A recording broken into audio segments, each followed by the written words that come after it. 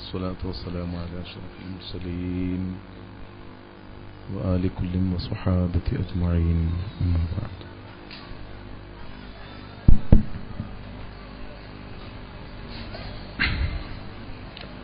الصلاة والسلام عليك يا سيدنا يا رسول الله. الصلاة والسلام عليك يا سيدنا يا رسول الله. الصلاة والسلام عليك يا سيدنا يا رسول الله.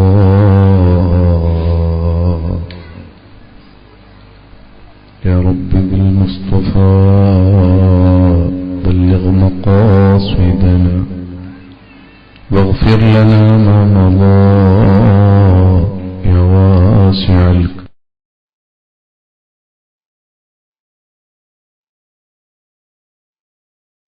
مقاصدنا واغفر لنا ما مضى يا واسع الكرم. يا رب بالمصطفى بلغ مقاصدنا واغفر لنا ما مضى يا واسع الكرم. مولاي صل وسلم دائما أبدا على حبيبك خير الخلق كلهم سيدنا محمد.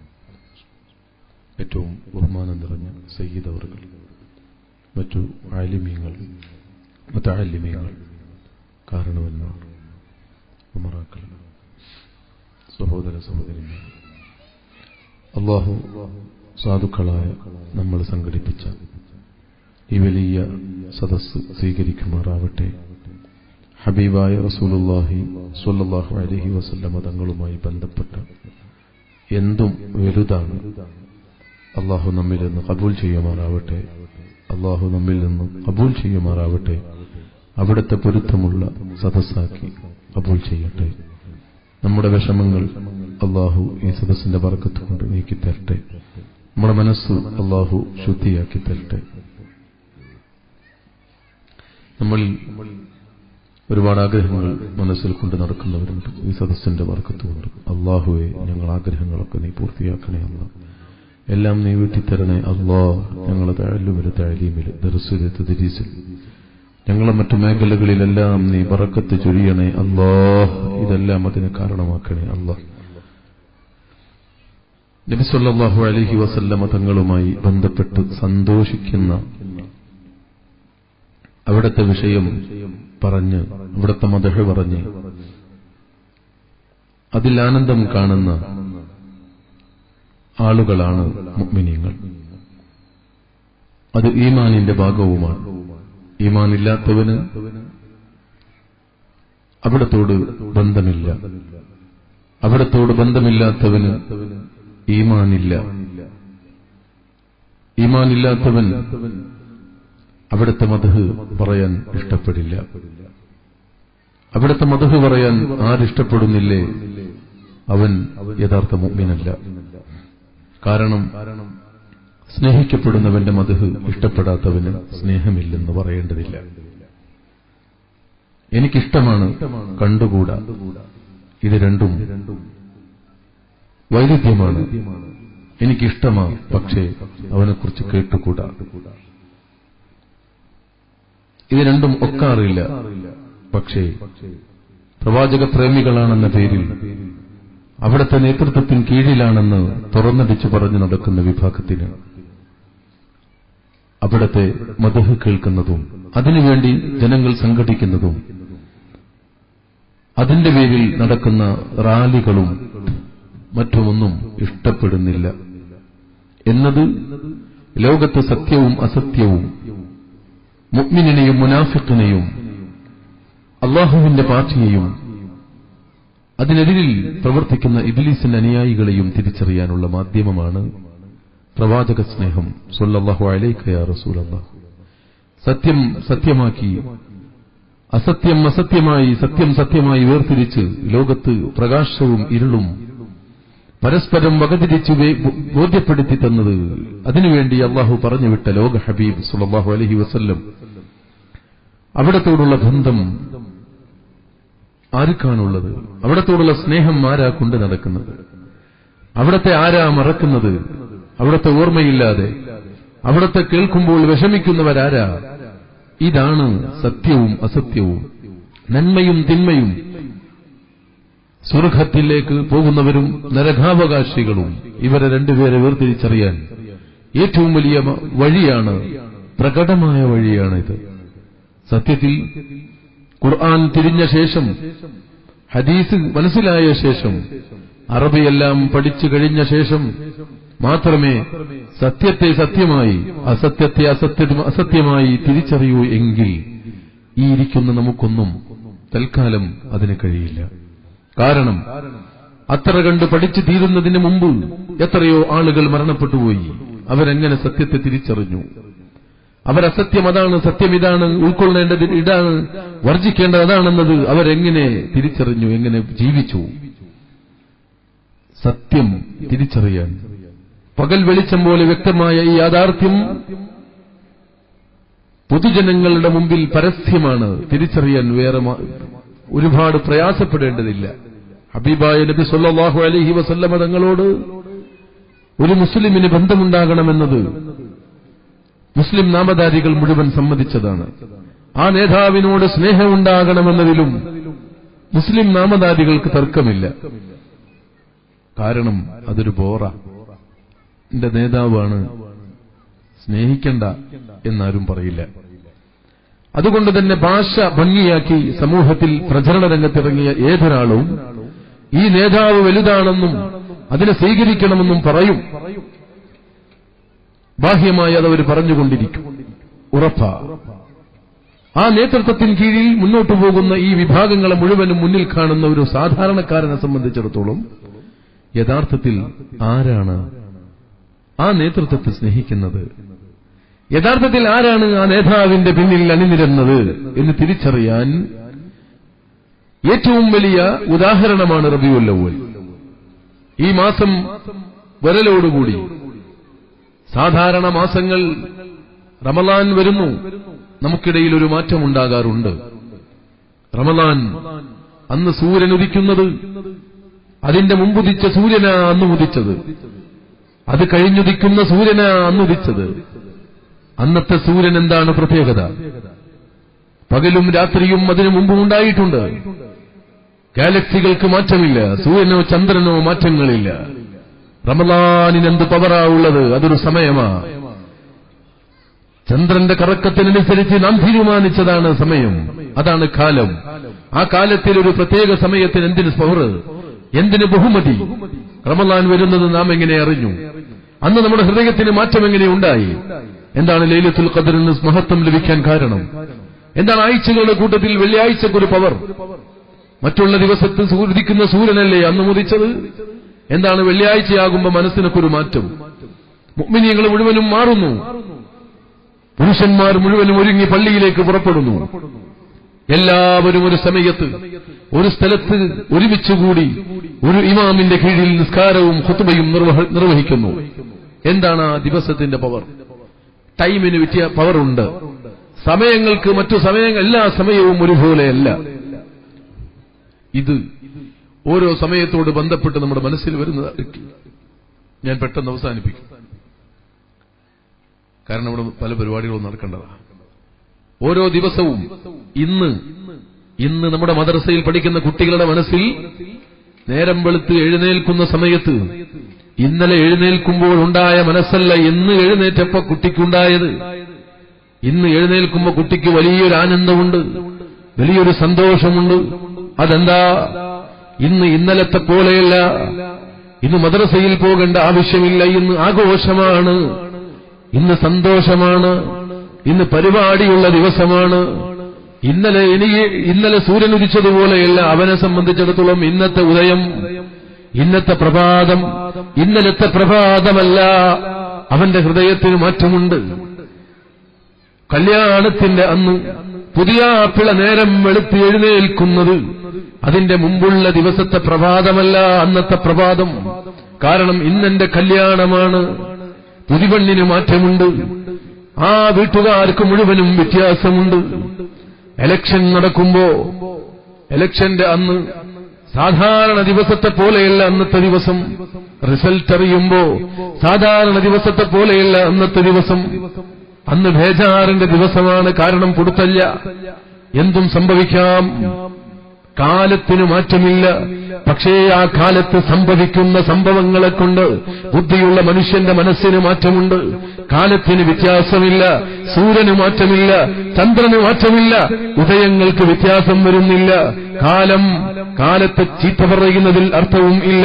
നുഇബു സമാനന വൽഐബു ഫീനാ വമാ ലി സമാനിനാ ഐബുൻ സിവനാ.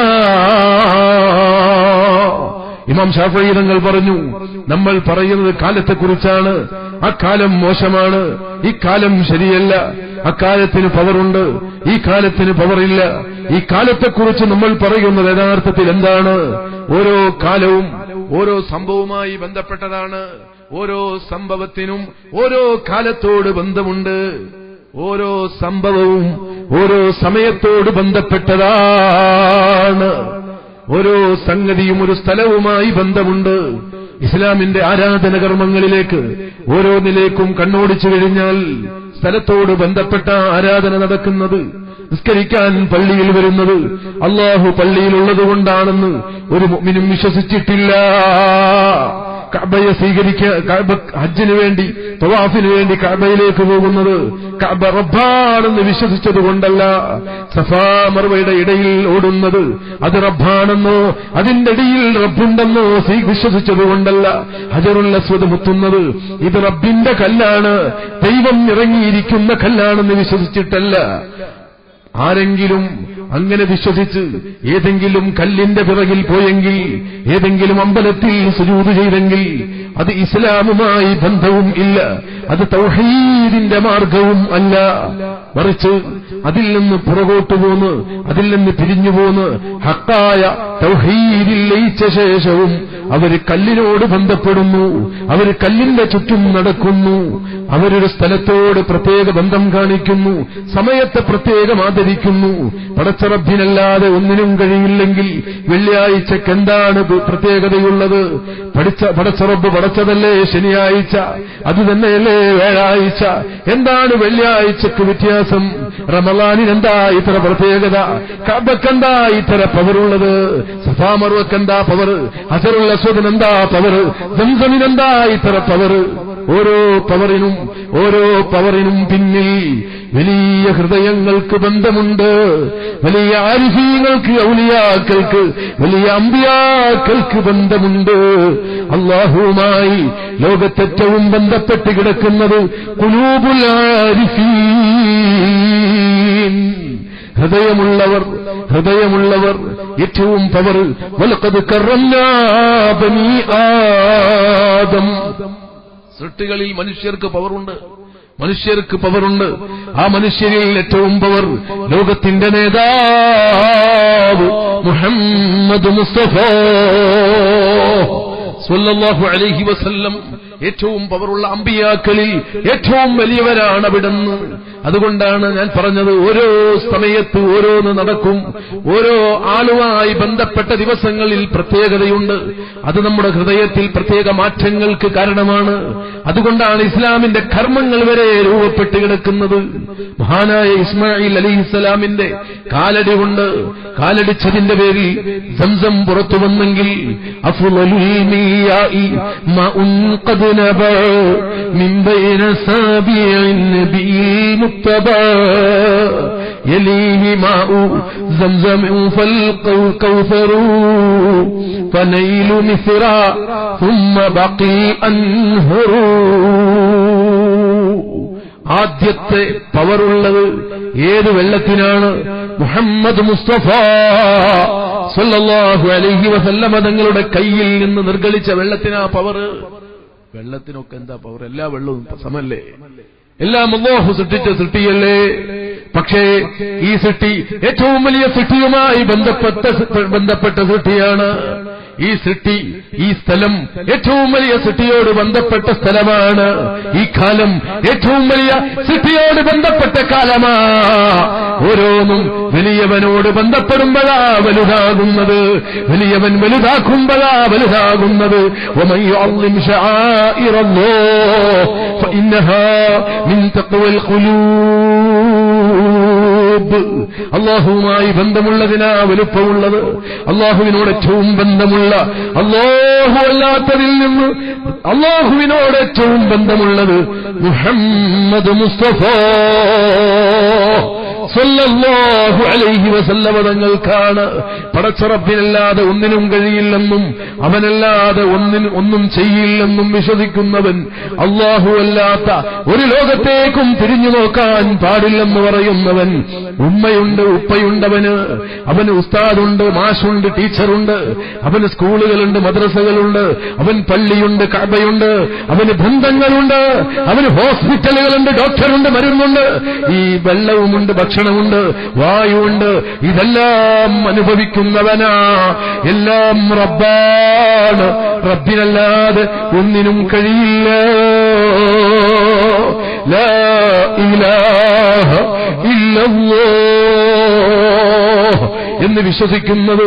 ഞാനിത് പറയുമ്പോൾ ശബ്ദം ശ്രവിക്കുന്നവരിൽ ഏതെങ്കിലും പാവങ്ങൾ ഏതെങ്കിലും പ്രസ്ഥാനങ്ങളുടെ പ്രചരണങ്ങളിൽ പെട്ടുപോയെങ്കിൽ ബുദ്ധിയുള്ള സമൂഹമേ, നിങ്ങൾ തിരിച്ചറിഞ്ഞടുത്തു വരണം. എന്താണ് ദീനെന്ന് പഠിക്കണം, എന്താണ് മതമെന്ന് മനസ്സിലാക്കണം, എന്താണ് തൗഹീദിന്റെ മാനയെന്ന് തിരിച്ചറിയണം. അല്ലാഹുവിൽ വിശ്വസിക്കുക എന്ന് പറഞ്ഞാൽ, അല്ലാഹുവിനെ ആദരിക്കുക എന്ന് പറഞ്ഞാൽ, അല്ലാഹുവിൽ ലയിച്ചു ചേരുക എന്ന് പറഞ്ഞാൽ ഉമ്മയെ ചീത്ത പറയുക എന്നർത്ഥമില്ല. വാപ്പയെ മാറ്റി നിർത്തി പള്ളിയിലേക്ക് പോകുന്ന സമയത്ത് റോട്ടിൽ കാണുന്ന വാപ്പയെ അടിക്കണമെന്നതിനർത്ഥമില്ല. മാറണമെന്ന് പറയരുത്, പൊടിയെന്ന് ഉമ്മയോട് പറയരുത്. അല്ലാഹുവിനെ ബഹുമാനിച്ചിട്ട് അല്ലാഹുവിന്റെ അടിമയായ ഉമ്മക്ക് അല്ലാഹുവിനാ പവറുള്ളത്. ഉമ്മ അല്ലാഹുവിന്റെ സൃഷ്ടിയാ. സാധാരണക്കാർ ശ്രദ്ധിക്കണം, അല്ലാഹുവിനാണ് എന്തിനും കഴിയുക. ഉമ്മ പടച്ചോന്റെ ഒരു സൃഷ്ടി മാത്രമാ. അല്ലാഹുവിനാണ് എന്തിനും ശക്തിയുള്ളത്. ഉപ്പ എന്നെ പടച്ച റബ്ബ് പടച്ച ഒരു സൃഷ്ടി മാത്രമാ എന്ന നിലക്ക് ഉമ്മയോട് ധിക്കാരം കാണിച്ചവന് പടച്ച റബ്ബിന്റെ മുമ്പിൽ ഇടമില്ല. ഉപ്പയെ ധിക്കരിച്ചവനെ അല്ലാഹു സ്വീകരിക്കില്ല. അല്ലാഹുവിന്റെ സൃഷ്ടികൾ ഒരുപോലെയല്ലെന്ന് തിരിയാൻ ഇത് മാത്രം പോലെ ബുദ്ധിയുള്ളവർക്ക് തിരിച്ചറിയാൻ. ഉമ്മയെ പടച്ചത് റബ്ബാണ്, പക്ഷേ അതെന്റെ ഉമ്മയാ. ഉപ്പയെ സൃഷ്ടിച്ചത് റബ്ബാണ്, പക്ഷേ അതെന്റെ ഉപ്പയാ. എന്റെ മകനെ സൃഷ്ടിച്ചത് റബ്ബാണെങ്കിലും ഞാൻ അവന്റെ വാപ്പയാ, ഞാൻ അവന്റെ ജ്യേഷ്ഠനാ, ഞാൻ അവന്റെ അയൽവാസിയാ. ഓരോരുത്തർക്കും മറ്റു സൃഷ്ടിയോട് ബന്ധമുണ്ട്, കാലങ്ങളോട് ബന്ധമുണ്ട്, സ്ഥലങ്ങളോട് ബന്ധമുണ്ട്, ജീവനുള്ളതിനോട് ബന്ധമുണ്ട്, മരങ്ങളോട് ബന്ധമുണ്ട്, വെള്ളത്തിനോടും മറ്റും ഓരോന്നിനോടും ബന്ധമുണ്ട്. ബന്ധം എങ്ങനെയാ കൂടുന്നതും കുറയുന്നതും? അല്ലാഹു നിശ്ചയിച്ച ബന്ധങ്ങൾ ഇവിടെയുണ്ട്, നിഷേധിക്കാൻ കഴിയില്ല. അല്ലാഹു നിശ്ചയിച്ച ബന്ധങ്ങളുണ്ട്, അവൻ നിശ്ചയിച്ച ബന്ധങ്ങൾ, അവൻ തീരുമാനിച്ച ബന്ധങ്ങൾ അതിവിടെയുണ്ട്. തൗഹീദിനെതിരാണെന്ന് തെറ്റിദ്ധരിക്കരുത്. സമയം വളരെ ചുരുങ്ങിയതുകൊണ്ട് വിഷയത്തിലേക്ക് കടക്കുകയല്ല ഞാൻ ചെയ്യുന്നത്. വല്ലാതെ കടന്നു കഴിഞ്ഞാൽ സമയം വളരെ കുറവായതുകൊണ്ട് ഞാൻ ചുരുക്കുകയാ. ഞാൻ പറഞ്ഞു വരുന്നത് അല്ലാഹുവിന്റെ ദീൻ, അല്ലാഹുവിൽ വിശ്വസിക്കുക എന്ന് പറഞ്ഞാൽ ഒക്കെ മറന്ന് എല്ലാം ഹൃദയത്തിൽ നിന്ന് മാറ്റി നിർത്തി അല്ലാഹു അല്ലാഹ്, ഇതാണ് അല്ലാഹുവിനോടുള്ള അംഗീകാരം. അവനല്ലാത്ത ഒരു ശക്തിയും അവൻ പടക്കാതെ ഇവിടെ ഉണ്ടായിട്ടില്ല. അവനോ ആരും പടച്ചവനും അല്ല. അവൻ സൃഷ്ടിക്കപ്പെടാത്ത ഒന്നും അവനല്ലാതെ മറ്റൊന്നും ഇവിടെയില്ല. അവനെ മറ്റാരും സൃഷ്ടിച്ചതും അല്ല. പക്ഷേ അവൻ സൃഷ്ടിച്ച പലതും ഇവിടെ ഉണ്ട്, അത് വിശ്വസിക്കണം. അവൻ സൃഷ്ടിച്ച പലതും ഇവിടെ ഉണ്ട്. ആ ഉള്ളതിൽ സൃഷ്ടിപ്പിന് കാരണമുണ്ട്. എന്തിന്? അവനല്ലാത്തതിനെ അവൻ സൃഷ്ടിച്ചു. ആ ഉള്ളതിൽ ഏറ്റവും വലുത് ഏതാ? ഉള്ളവനോട്, യഥാർത്ഥത്തിൽ ഉള്ളവനോട് ബന്ധപ്പെട്ട് കിടക്കുന്നതാണ് അവന്റെ സൃഷ്ടികളിൽ ഏറ്റവും സ്ഥാനമലങ്കരിക്കുന്നത്, അല്ലാഹുവിനോട് ഏറ്റവും ബന്ധം അവന്റെ സൃഷ്ടികളിൽ മുഹമ്മദ് മുസ്തഫ സ്വല്ലല്ലാഹു അലൈഹി വസല്ലം. ഇത് ഈമാനിന്റെ ഭാഗമാണ്. ഇത് വിശ്വാസം ശരിയാകണമെങ്കിൽ ഇത് അംഗീകരിച്ചുകൊള്ളണം. അല്ലാഹുവിനെ വിശ്വസിക്കുന്നവർ അവന്റെ സൃഷ്ടിയിൽ അവൻ സൃഷ്ടിച്ചതാണെന്ന് വിശ്വസിക്കണം. അവന്റെ സൃഷ്ടികളിൽ അവൻ നൽകിയ പവർ, സ്ഥാനം അത് അംഗീകരിക്കണം, തലകുനിക്കണം, ബഹുമാനിക്കണം, ആദരിക്കണം, സ്നേഹിക്കണം. മദ്ഹ് പറയാൻ പറഞ്ഞാൽ പറയണം. അതെല്ലാം ഉണ്ടാകുമ്പോൾ, സ്നേഹമുണ്ടായാൽ, ബന്ധമുണ്ടായാൽ, വലുപ്പം മനസ്സിലായാൽ, ആ ലോകത്തോട് പിന്നെ ബന്ധമുള്ളത് എന്താ? അതിനെല്ലാം പവറുണ്ട്. സത്യത്തിൽ അല്ലാഹുവിന്റെ ഹബീബ് ത്വഹ റസൂലുള്ളാഹി സ്വല്ലല്ലാഹു അലൈഹി വസല്ലം തങ്ങളാണ് ആദ്യം സൃഷ്ടിക്കപ്പെട്ടതെങ്കിൽ, ആദ്യത്തെ സൃഷ്ടിയായ മുത്തുനബി സ്വല്ലല്ലാഹു അലൈഹി വസല്ലം, അവിടത്തോട് ബന്ധമുണ്ട് മറ്റും മുഴുവൻ ലോകത്തിനും.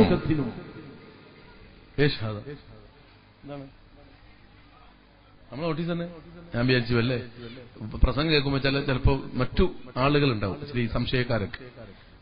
അവരാണെങ്കിൽ ഒരു സന്തോഷം തോന്നിയിരിക്കും. അങ്ങനത്തെ ആൾക്കാർ വരണം, എന്നിട്ട് സംശയമൊക്കെ ചോദിച്ച് തീരുമാനാക്കി ഇവിടെ ഇരുന്ന് ഞങ്ങളെ കൂടെ ഒരുമിച്ച് ത്വലാൽ ബദ്ർ ചൊല്ലണം. അല്ലാഹു തൗഫീഖ് ചെയ്യട്ടെ. ഇഷ്കാലായി അങ്ങോട്ടും ഇങ്ങോട്ടും പോകുന്ന ആളുകൾക്ക് അല്ലാഹു ബുദ്ധി കൊടുക്കട്ടെ. ഒരു നേതാവിന്റെ അനുയായികളല്ലേ എന്തിനാ തമ്മിൽ തല്ലുന്നത്? ഒരു നേതാവിന്റെ അനുയായികൾ എന്തിനാ പരസ്പരം കടിച്ചു കീറുന്നത്? ഒരു നേതാവിന്റെ അനുയായികൾക്ക് എന്തുകൊണ്ട് ഒരുമിച്ച് നിന്നുകൂടാ, ഒത്തുനിന്നുകൂടാ, ഒത്തുചേർന്ന് മധുഹ പാടിക്കൂടാ? ഇതെന്തൊരു വിരോധാഭാസമാണ്. നിങ്ങൾ ആലോചിക്കുക. ഒരു നേതാവിന്റെ കീഴിൽ വിശ്വസിക്കുന്ന അണികൾക്കിടയിൽ ഛിദ്രത വരുമ്പോ, ഒരു രാഷ്ട്രീയ നേതാവ് ജയിച്ചിട്ട് പ്രകടനം നടക്കുമ്പോൾ വേറൊരാൾക്ക് തലചൊറിയേണ്ട ഘട്ടം വന്നാൽ നമുക്ക് തിരിച്ചറിയാൻ കഴിയുന്നത് ഈ നേതാവിൽ നിന്ന് അവൻ അകന്നിരിക്കുന്നു. അതല്ലെങ്കിൽ അവൻ വോട്ട് ചെയ്തത് ഈ നേതാവിനല്ലെന്ന് തിരിച്ചറിയാൻ ആ തലചൊറിയൽ തന്നെ മതി, ആയത്വദീസൊന്നും വേണ്ട. ഒരു നേതാവിന്റെ കീഴിൽ അണിനിരക്കുന്നവർ, ആ നേതാവിന് വോട്ട് ചെയ്തവർ, അവർ ആ നേതാവിന്റെ മദ്ഹ് കേൾക്കുമ്പോൾ ഹരം കൊള്ളും.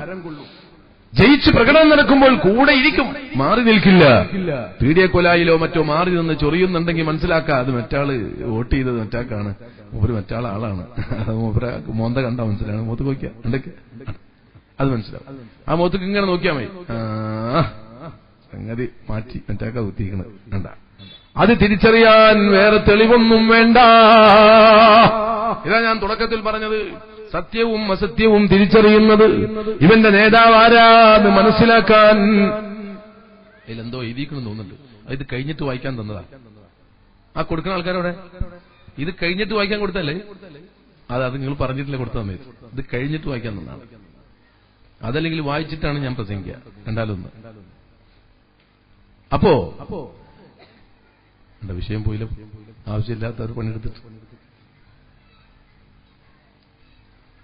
എന്തേ പറഞ്ഞു?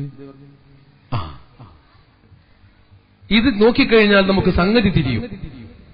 അതിന് വേറെ കുറെ പ്രയാസപ്പെടേണ്ട ആവശ്യമില്ല. പിന്നെ പലവരും ചിന്തിക്കുന്നത് എന്താണ് ഇങ്ങനെ ഒരു സന്തോഷത്തിന്റെ പിന്നിലാണ്, എന്താണ് ഇങ്ങനെ ഒരു സന്തോഷം, ഇങ്ങനെ ഒരു പ്രകടനം എന്താണെന്ന്. ആ ചോദിക്കുന്നവൻ മുഴുവൻ ആ പ്രകടനം നടക്കുമ്പോ ചോദിക്കുകയാണെങ്കിൽ അപ്പൊ തന്നെ നമുക്ക് തിരിച്ചറിയും, ഈ ചോദിച്ച ഒരൊറ്റ കുട്ടി നമ്മളെ നേതാവിന് വോട്ട് ചെയ്തിട്ടില്ല. ആ പ്രകടനം ഇഷ്ടപ്പെടാത്തവൻ, ആ പ്രകടനം കണ്ട് പരിഹസിക്കുന്നവൻ, വിജയത്തിന്റെ ആഹ്ലാദം പ്രകടിപ്പിക്കുന്ന, അങ്ങാടിയിലൂടെ അങ്ങുമിങ്ങും ചാടിക്കളിക്കുന്ന യുവാക്കളുടെ പ്രകടനം കണ്ട് അതവിന്റെ വാക്കുപറഞ്ഞ് മര്യാദ പറഞ്ഞ് ഒരു പീഡിയയിലെ മൂലയിൽ ആരെങ്കിലും ഇരിക്കുന്നുണ്ടെങ്കിൽ തിരിച്ചറിഞ്ഞോ, അവന്റെ നേതാവ് ഈ രാഷ്ട്രീയ നേതാവല്ല. കാരണം പിറ്റത്തെ കൊല്ലത്തെ ഇലക്ഷനിൽ അവനെങ്ങാനും ജയിച്ചാൽ റോട്ടിന്റെ നടുവിൽ അവനുണ്ട്. അവനക്ക് വെറുപ്പ് പ്രകടനത്തോടല്ല. നിങ്ങളിത് തിരിച്ചറിയണം. ഞാനിതെന്തിനാ പറഞ്ഞത്?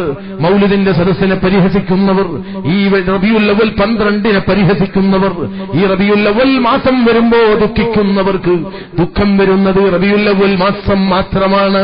അവർ വിഷമിക്കുന്നത് റബീഉൽ അവ്വൽ 12 മാത്രമാണ്. ഈ സംഗമം മാത്രമാ അവർക്ക് ബിദ്അത്താകുന്നത്. അവരുടെ സ്ഥാപനങ്ങളിൽ പാട്ട് നടക്കുന്നുണ്ട്, കൂത്ത് നടക്കുന്നുണ്ട്. ആ സ്ഥാപനങ്ങളിൽ നടക്കുന്ന പെക്കൂത്തുകൾക്ക് പിന്നിൽ ഇരുന്ന് ഒരു മൗലവിക്ക് കരച്ചിൽ വരുന്നില്ല, ഒരാളും ബുഖാരി ചോദിക്കുന്നില്ല. കെ.എം. മൗലവിയുടെ മദ്ഹ് പാടുന്നു, വക്കം മൗലവിയുടെ മദ്ഹ് പാടുന്നു. വക്കം മൗലവി, കെ.എം. മൗലവി പടുത്തുയർത്തിയ പ്രസ്ഥാനം അല്ലാഹു കാത്തു രക്ഷിക്കട്ടെ. ആ പ്രസ്ഥാനത്തിന്റെ മദ്ഹ് ഇവിടെ പാടുന്നില്ലേ? വക്കം മൗലവിയുടെ മദ്ഹ് പാടാനാ കുഞ്ഞനെ പഠിപ്പിച്ചതാരാ? കെ.എം. മൗലവിയുടെ വരികൾ ഒരുക്കിയതാരാ? അത് കുട്ടിയോട് പാട്ടല്ലേ പാടി പഠിപ്പിച്ചു കൊടുത്തതല്ലേ? ആ കുട്ടി ഉണ്ടാക്കിയതല്ലല്ലോ, ആരോ ഇരുന്നെഴുതിയതല്ലേ? ആ റൂമിലിരുന്ന് വക്കം മൗലവി, കെ.എം. മൗലവി എന്ന് പാട്ടുണ്ടാക്കാൻ അവൻ പേന ചലിപ്പിക്കുമ്പോ മറ്റൊരു റൂമിലിരുന്ന് വേറെ ഒരു മുഅ്മിനായ മനുഷ്യൻ പേന എടുത്തുകൊണ്ട് എഴുതിയത് മുഹമ്മദ് മുസ്തഫ സല്ലല്ലാഹു അലൈഹി വസല്ലമ തങ്ങളുടെ മദ്ഹാ എഴുതിയത്. അതപ്പുറത്തെ റൂമിൽ, അതപ്പുറത്തെ വീട്ടിൽ, അയൽവാസി ഇപ്പുറത്തെ വീട്ടിലിരുന്ന് വക്കം മൗലവിയുടെ പാട്ടും എഴുതി. രണ്ടു പാട്ടും രംഗത്ത് വന്നു.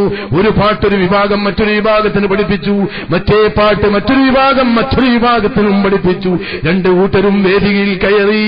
ഒരാൾ പാടുന്നത് വക്കം മൗലവിയുടെ പാട്ടാണ്, മറ്റൊരുത്തൻ പാടുന്നത് ത്വഹാ റസൂലുള്ളാഹ് സ്വല്ലല്ലാഹു അലൈഹി വസല്ലമ തങ്ങളുടെ മദ്ഹാ. വക്കം മൗലവിനെ പാട്ടുപാടുന്നത് കേട്ട് സ്റ്റേജിലിരിക്കുന്ന മൗലവി അപ്പുറത്തുനിന്ന് സൗണ്ട് കേട്ടപ്പോ ചോദിച്ചു, എന്താണ് ആ കേൾക്കുന്നത്? അത് ഈ കുട്ടികളെ വലിയ ലെവലിന്റെ പരിപാടിയായിട്ട് എന്തൊക്കെയോ സുന്നികളെ പരിപാടിയും പാട്ടും മധുവിന് ഈ ആയത്തും ഹദീസും ഒന്നുമില്ലാത്ത, ബുഖാരിയിലുള്ള മുസ്ലിമിലുള്ള എവിടെയും ഇല്ലാത്ത ഒരു ബിദ്അത്തിന്റെ പാട്ടും ഇത് എന്ന് പറഞ്ഞ് അതിന് വേദന പറയുന്ന മൗലവി തൊട്ടിപ്പുറത്തു നിന്ന് പാടുന്നത് വക്കം മൗലവിയുടെ മദ്ഹാ. ഞാൻ പറഞ്ഞില്ലേ, പാട്ടിനോടവന് വെറുപ്പില്ല, മദ്ഹിനോടവന് വെറുപ്പില്ല, പാട്ട് പാടുന്നതിനോടവനെതിരല്ല, മദ്ഹ് പറയുന്നതിൽ അവൻ ആനന്ദം കാണുന്നുണ്ട്. കാരണം വക്കം മൗലവി അവന്റെ നേതാവാ. ആ നേതാവിന്റെ മൗലവിയുടെ മദ്ഹ് കേൾക്കുമ്പോ ആനന്ദം കിട്ടുന്നവന് പ്രവാചക മദ്ഹ് കേൾക്കുമ്പോ ആനന്ദം ലഭിക്കാത്തതിന്റെ പിന്നിൽ എന്താണ്? ഈ മൗലവി ഉണ്ടാക്കിയത് ആ നേതാവിനെ മനസ്സിൽ നിന്ന് പറിച്ചെടുക്കല. വക്കം മൗലവി വന്ന്, കെ.എം. മൗലവി വന്ന് ലോക നേതാവിനെ മുഅ്മിനീങ്ങളുടെ ഹൃദയത്തിൽ നിന്ന് പടിയിറക്കിയിരിക്കുന്നു എന്നതിന് തെളിവാണ്. വക്കം മൗലവിയുടെ മദ്ഹ് കേൾക്കുമ്പോ ആനന്ദം കൊള്ളുന്ന മൗലവിക്ക്, അവിടെ ഒരിക്കലും തെളിവ് ചോദിക്കാത്ത മൗലവിക്ക് മുത്തുനബിയുടെ മദ്ഹിൽ എന്താ ഇത്ര വിഷമോ? ആ നേതാക്കന്മാർ ഈ അണികൾക്കുണ്ടാക്കി കൊടുത്തതെന്താ? ഇത് തിരിച്ചറിയാൻ ഇനി എന്തിനാ തെളിവ്? ഇനി എന്തിനാണ് ആയത്ത്? ഏതെങ്കിലും സഹോദരന്മാര് പെട്ടുപോയെങ്കിൽ വക്കം മൗലവിയുടെ പാട്ടിവിടെ പാടിയിട്ടില്ലേ? ഉമർ മൗലവിയുടെ പാട്ടിവിടെ പാടിയിട്ടില്ലേ? ഉമർ മൗലവിയുടെ മദ്ഹ് ചൊല്ലിയിട്ടില്ലേ? ഇതെല്ലാം ഈ കേരളക്കരക്കാർക്ക് തിരിഞ്ഞതല്ലേ? മൗലവിമാരുടെ മദ്ഹുണ്ട്, മാലയുണ്ട്, പാട്ടുണ്ട്, ബെയ്ത്തുണ്ട്, എല്ലാമുണ്ട്. ഇനി ഇതൊന്നുമല്ലെങ്കിലും ഏതോ പെൺകുട്ടികളെ കുറിച്ച് പാട്ടുപാടി ആടി ഉലയുന്ന സമ്മേളനങ്ങൾ ഇവർക്ക് നടക്കാറുണ്ട്. അവര് സംഘടിക്കുന്നതിനവരെതിരല്ല, അവര് പാടും, പാട്ടിനവരെതിരല്ല, അവരാടും, ആട്ടത്തിനവരെതിരല്ല. പിന്നെന്തിനാണെതിര്? പാടാ, പക്ഷേ മുത്തുനബിയെ കുറിച്ചാകരുത്. ഒരൊറ്റ നിയമമുള്ളൂ, നിനക്ക് റാലി നടത്താം, പക്ഷേ ഒരു നിയമമുണ്ട്, അത് ലോകനേതാവിന്റെ സന്തോഷത്തിലാകരുത്. നിനക്ക് ഒരുമിച്ച് കൂടാം, നിനക്ക് സമ്മേളനം നടത്താം, അതേത് സ്ഥാപനത്തിന്റെ വിഷയത്തിലായാലും ഏത് പ്രസ്ഥാനത്തിന്റെ വിഷയത്തിലായാലും റോഡ് മുഴുവനും നിറഞ്ഞ സമ്മേളനങ്ങൾ നടത്താനും പ്രകടനങ്ങൾ നടത്താനും സമ്മതമുണ്ട്. പക്ഷേ ഒരു നിയമമുണ്ട്, അത് മുത്തുനബിയുടെ മദ്ഹാകരുത്. നോക്കൂ നിങ്ങൾ, എന്താണ് ഇവർക്ക് സംഭവിച്ചത്? എന്താണ് യഥാർത്ഥത്തിൽ സംഭവിച്ചത്? ലോകനേതാവിൽ നിന്ന് ഇവരകന്നിരിക്കുന്നു. ഈ വിഷയത്തിൽ ഇബ്ലീസ് അവരുടെ വിഷയത്തിൽ വിജയിച്ചിരിക്കുന്നു. ആദം നബിയിൽ നിന്ന് പിന്തിരിഞ്ഞു പോന്ന ഇബ്ലീസ് മുഴുവൻ അമ്പിയാക്കൾക്കും എതിരെ വർക്ക് ചെയ്തിട്ടുള്ളൂ. അത് വിജയിച്ചുകൊണ്ടിരിക്കുന്നതിന്റെ ഭാഗമാണിത് കാണുന്നത്. നിങ്ങൾക്കറിയുമോ, അവസാനം ഇബ്ലീസ് ജയിക്കും. ഇബ്ലീസ് പരിപൂർണമായും ജയിച്ച് മുഴുവൻ വോട്ടും ഇബ്ലീസിന് ലഭിക്കുന്ന അന്ന് ഖിയാമത്ത് നാൾ സംഭവിക്കുന്നതാണ്. അല്ലാഹുവിൽ യഥാർത്ഥത്തിൽ വിശ്വസിക്കുന്നവരിൽ നിന്ന് ഓരോരുത്തരെയും അടർത്തിയെടുത്ത് ഹബീബായ നബി സല്ലല്ലാഹു അലൈഹി വസല്ലം പദങ്ങളിലുള്ള വിശ്വാസം, ബന്ധം, ഇഷ്ടം, സ്നേഹം, പ്രേമം അത് ഒന്നിന് ഓരോ മൂലയിലും കുറഞ്ഞ് അവസാനം മുഴുവൻ ആളുകളും ഇസ്ലാമിൽ നിന്ന് അകന്നുകൊണ്ടിരിക്കും. മുത്തുനബിയിൽ നിന്നുള്ള അകൽച്ച ഇസ്ലാമിൽ നിന്നുള്ള അകൽച്ചയാ. എന്താ സംശയം? ഏത് വിഷയത്തിലും അങ്ങനെയല്ലേ? നമ്മളെ പള്ളിക്കെന്ന് വേറെ പള്ളിക്കൊക്കെ പോകുന്നുണ്ടെങ്കിൽ മനസ്സിലായിക്കൂടെ നമ്മളെ വിഷയത്തോട് ബന്ധമില്ലാത്തതുകൊണ്ടാണ് പോണേന്ന്? അതിലെന്താ വേറെ അന്വേഷിക്കേണ്ട ആവശ്യമുണ്ടോ? നമ്മുടെ പ്രസ്ഥാനത്തിൽ നിന്ന്, നമ്മുടെ പ്രസ്ഥാന നേതൃത്വത്തിൽ നിന്ന് അവൻ അകലുന്നുണ്ടെങ്കിൽ ഈ പ്രസ്ഥാനത്തോട് അവൻ അകലുകയാ. അതിനെന്താണ് സംശയം? ഈ പ്രസ്ഥാനത്തോട് അകലുകയാ. മതത്തിൽ നിന്ന് അകലുന്നവനാണ് മുത്തുനബിയിൽ നിന്ന് അകലുന്നത്. മതത്തിൽ വിശ്വാസവും സ്നേഹവും അർപ്പിക്കാത്തവനാണ് ലോക നേതാവിൽ നിന്ന് അകന്നുകൊണ്ടിരിക്കുന്നത്. റബീഉൽ അവ്വലിൽ നിന്ന് പിറകോട്ട് പോകുന്നവൻ യഥാർത്ഥത്തിൽ പോകുന്നത് ദീനിൽ നിന്ന് പിറകോട്ട് പോയിക്കൊണ്ടിരിക്കുകയാ. ദീനിന്റെ പുറം ചട്ട പിടിച്ച് നെറ്റിപ്പട്ടം കെട്ടി സമൂഹത്തെ തെറ്റിദ്ധരിപ്പിക്കുന്ന പാവങ്ങൾ, അല്ലാഹുവേ നീ അവർക്ക് ഹിദായത്ത് കൊടുക്കണേ അല്ലാ. അതിലാരെങ്കിലും പെട്ടുപോയിട്ടുണ്ടെങ്കിൽ, ഞാൻ ഏത് സംസാരത്തിലും പറയുന്നത് അല്പസമയമുള്ളൂ, ഒന്നാലും നിങ്ങൾക്ക് വരാം, വന്നിരുന്ന് ചോദിക്കാം, എന്താണ് ഈ ആനന്ദം, എന്തിനാണ് ഈ സന്തോഷം? റബീഉൽ അവ്വലിൽ എന്താ ഒരു ഇളക്കം? അതല്ല ഇപ്പൊ ചോദ്യം. അതാ ഞാൻ ചോദിച്ചത്. സൂര്യൻ ഉദിച്ചാൽ ഓരോ ദിവസത്തെ ഉദയത്തിനും ഓരോ പ്രത്യേകതകളുണ്ട്. ആരാ ഇല്ലെന്ന് പറഞ്ഞത്? സമ്മേളനം നടക്കുന്ന അന്നത്തെ സൂര്യൻ ഉദിക്കുന്ന സമയത്ത് മനസ്സ് ഇന്നലത്തെ മൈതാനെന്ന് അല്ല, ഒരിക്കലും അല്ല. കുട്ടിയുടെ കല്യാണ ദിവസം, ഒരു കുട്ടി ജനിച്ച ദിവസം, ഒരു ടൂർ പോകാൻ തീരുമാനിച്ച ദിവസം, എല്ലാവരുടെ ഹൃദയത്തിലേക്കും വിഷയം മനസ്സിലാക്കാനാണ് ഞാനിത് പറയുന്നത്. ഒരു ഫുട്ബോൾ ടൂർണമെന്റ് സംഘടിപ്പിച്ച് ആ ടൂർണമെന്റ് നടക്കുന്ന ദിവസം നേരം വെളുത്താൽ ഒരു യുവാവിന്റെ മനസ്സ് ഇന്നലത്തെ പോലെയാണോ? അല്ല. സൂര്യൻ എന്ത് തെറ്റാ ചെയ്തത്? സൂര്യൻ എന്താ ഇവിടെ നൽകിയത്? അപ്പം മോത്ത് നോക്കും, മേലേക്ക് നോക്കിയിട്ട് ഇത് എന്നത്തെയും സൂര്യന്മാരില്ല, എന്നത്തെയും സൂര്യൻ എന്താ എനിക്കത്തൊരു പ്രത്യേകത? ജിമുണ്ടാതെ പോയിക്കുന്ന കളി കളിക്കുന്ന ദിവസം ഇന്ന് കളിയാ. നീ ആ തമാശ കളിക്കുന്ന സമയത്ത് കാര്യം ഇന്നില്ല, ഇന്ന് കളിയുടെ ദിവസമാ. കണ്ട, ആർക്കാണ് ഇത് തിരിയാത്തത്? എന്താണ് പ്രത്യേകത? ഇന്ന് നടക്കാനിരിക്കുന്നത് എന്താണ്? അതാണ് ഇന്നത്തെ പ്രത്യേകത. ഓരോ ദിവസത്തെയും പ്രത്യേകത, ആ ദിവസത്തിൽ നടക്കുന്ന വിഷയത്തിലാ പ്രത്യേകത. ഓരോ സ്ഥലത്തിന്റെ പ്രത്യേകത, ആ സ്ഥലവുമായി ബന്ധപ്പെട്ട എന്തോ ഒന്നിനോട് ബന്ധപ്പെട്ടതാ പ്രത്യേകത. സ്നേഹം മുഴുവനും അങ്ങനെയാണ്. സ്നേഹത്തിന്റെ സ്വഭാവം അങ്ങനെയാണ്. ഒരാളും മറ്റൊരാളെ സ്നേഹിച്ചാൽ, സ്നേഹിക്കപ്പെട്ടു കഴിഞ്ഞാൽ സ്നേഹിക്കപ്പെട്ടവനോട് ബന്ധപ്പെട്ടതിനെ സ്നേഹിച്ചിരിക്കും. അത് സ്നേഹത്തിന്റെ ഭാഗമാണ്. പ്രേമിക്കപ്പെട്ട കാമുകിയുടെ ഒന്നിഷ്ടം മറ്റൊരു ഇഷ്ടമില്ലെന്ന് പറയരുത്. അത് പറയില്ല. സ്നേഹം അറിയാത്തവനെ അത് പറയൂ. അതൊരനുഭവമാണ്. സ്നേഹിക്കപ്പെട്ടവന്റെ മുഴുവനും ഇവൻ ഇഷ്ടപ്പെടും. എല്ലാത്തിനോടും സ്നേഹമുണ്ടായിരിക്കും. അത് പരന്ന ഒരു സ്വഭാവമുള്ള ഹൃദയത്തിന്റെ പ്രകൃതിയാണത്. അതൊരിടത്ത് മാത്രം നിൽക്കില്ല. അതാണ് ഇസ്ലാമിന്റെ സ്നേഹം, അല്ലാഹുവിലുള്ള സ്നേഹം, അവനോട് ബന്ധപ്പെട്ട ലോകത്തേക്ക് പരന്നൊഴുകുന്നത്. അല്ലാഹുവിനോടുള്ള സ്നേഹം അവന്റെ സൃഷ്ടികളിൽ അവനോട് ബന്ധപ്പെട്ടെടുത്ത് നിലനിൽക്കുന്നു. അവനിൽ നിന്നകന്നവർ, അവനെ ധിക്കരിച്ചവർ, അവനെ കൊഞ്ഞലം കുത്തിയവർ, അവനെ പരിഹസിച്ചവർ, അവരിൽ ആ ഹൃദയം ലയിക്കുന്നില്ല. അവനുമായി ബന്ധപ്പെട്ടവരോട് ആ ഹൃദയം ലയിക്കുന്നു.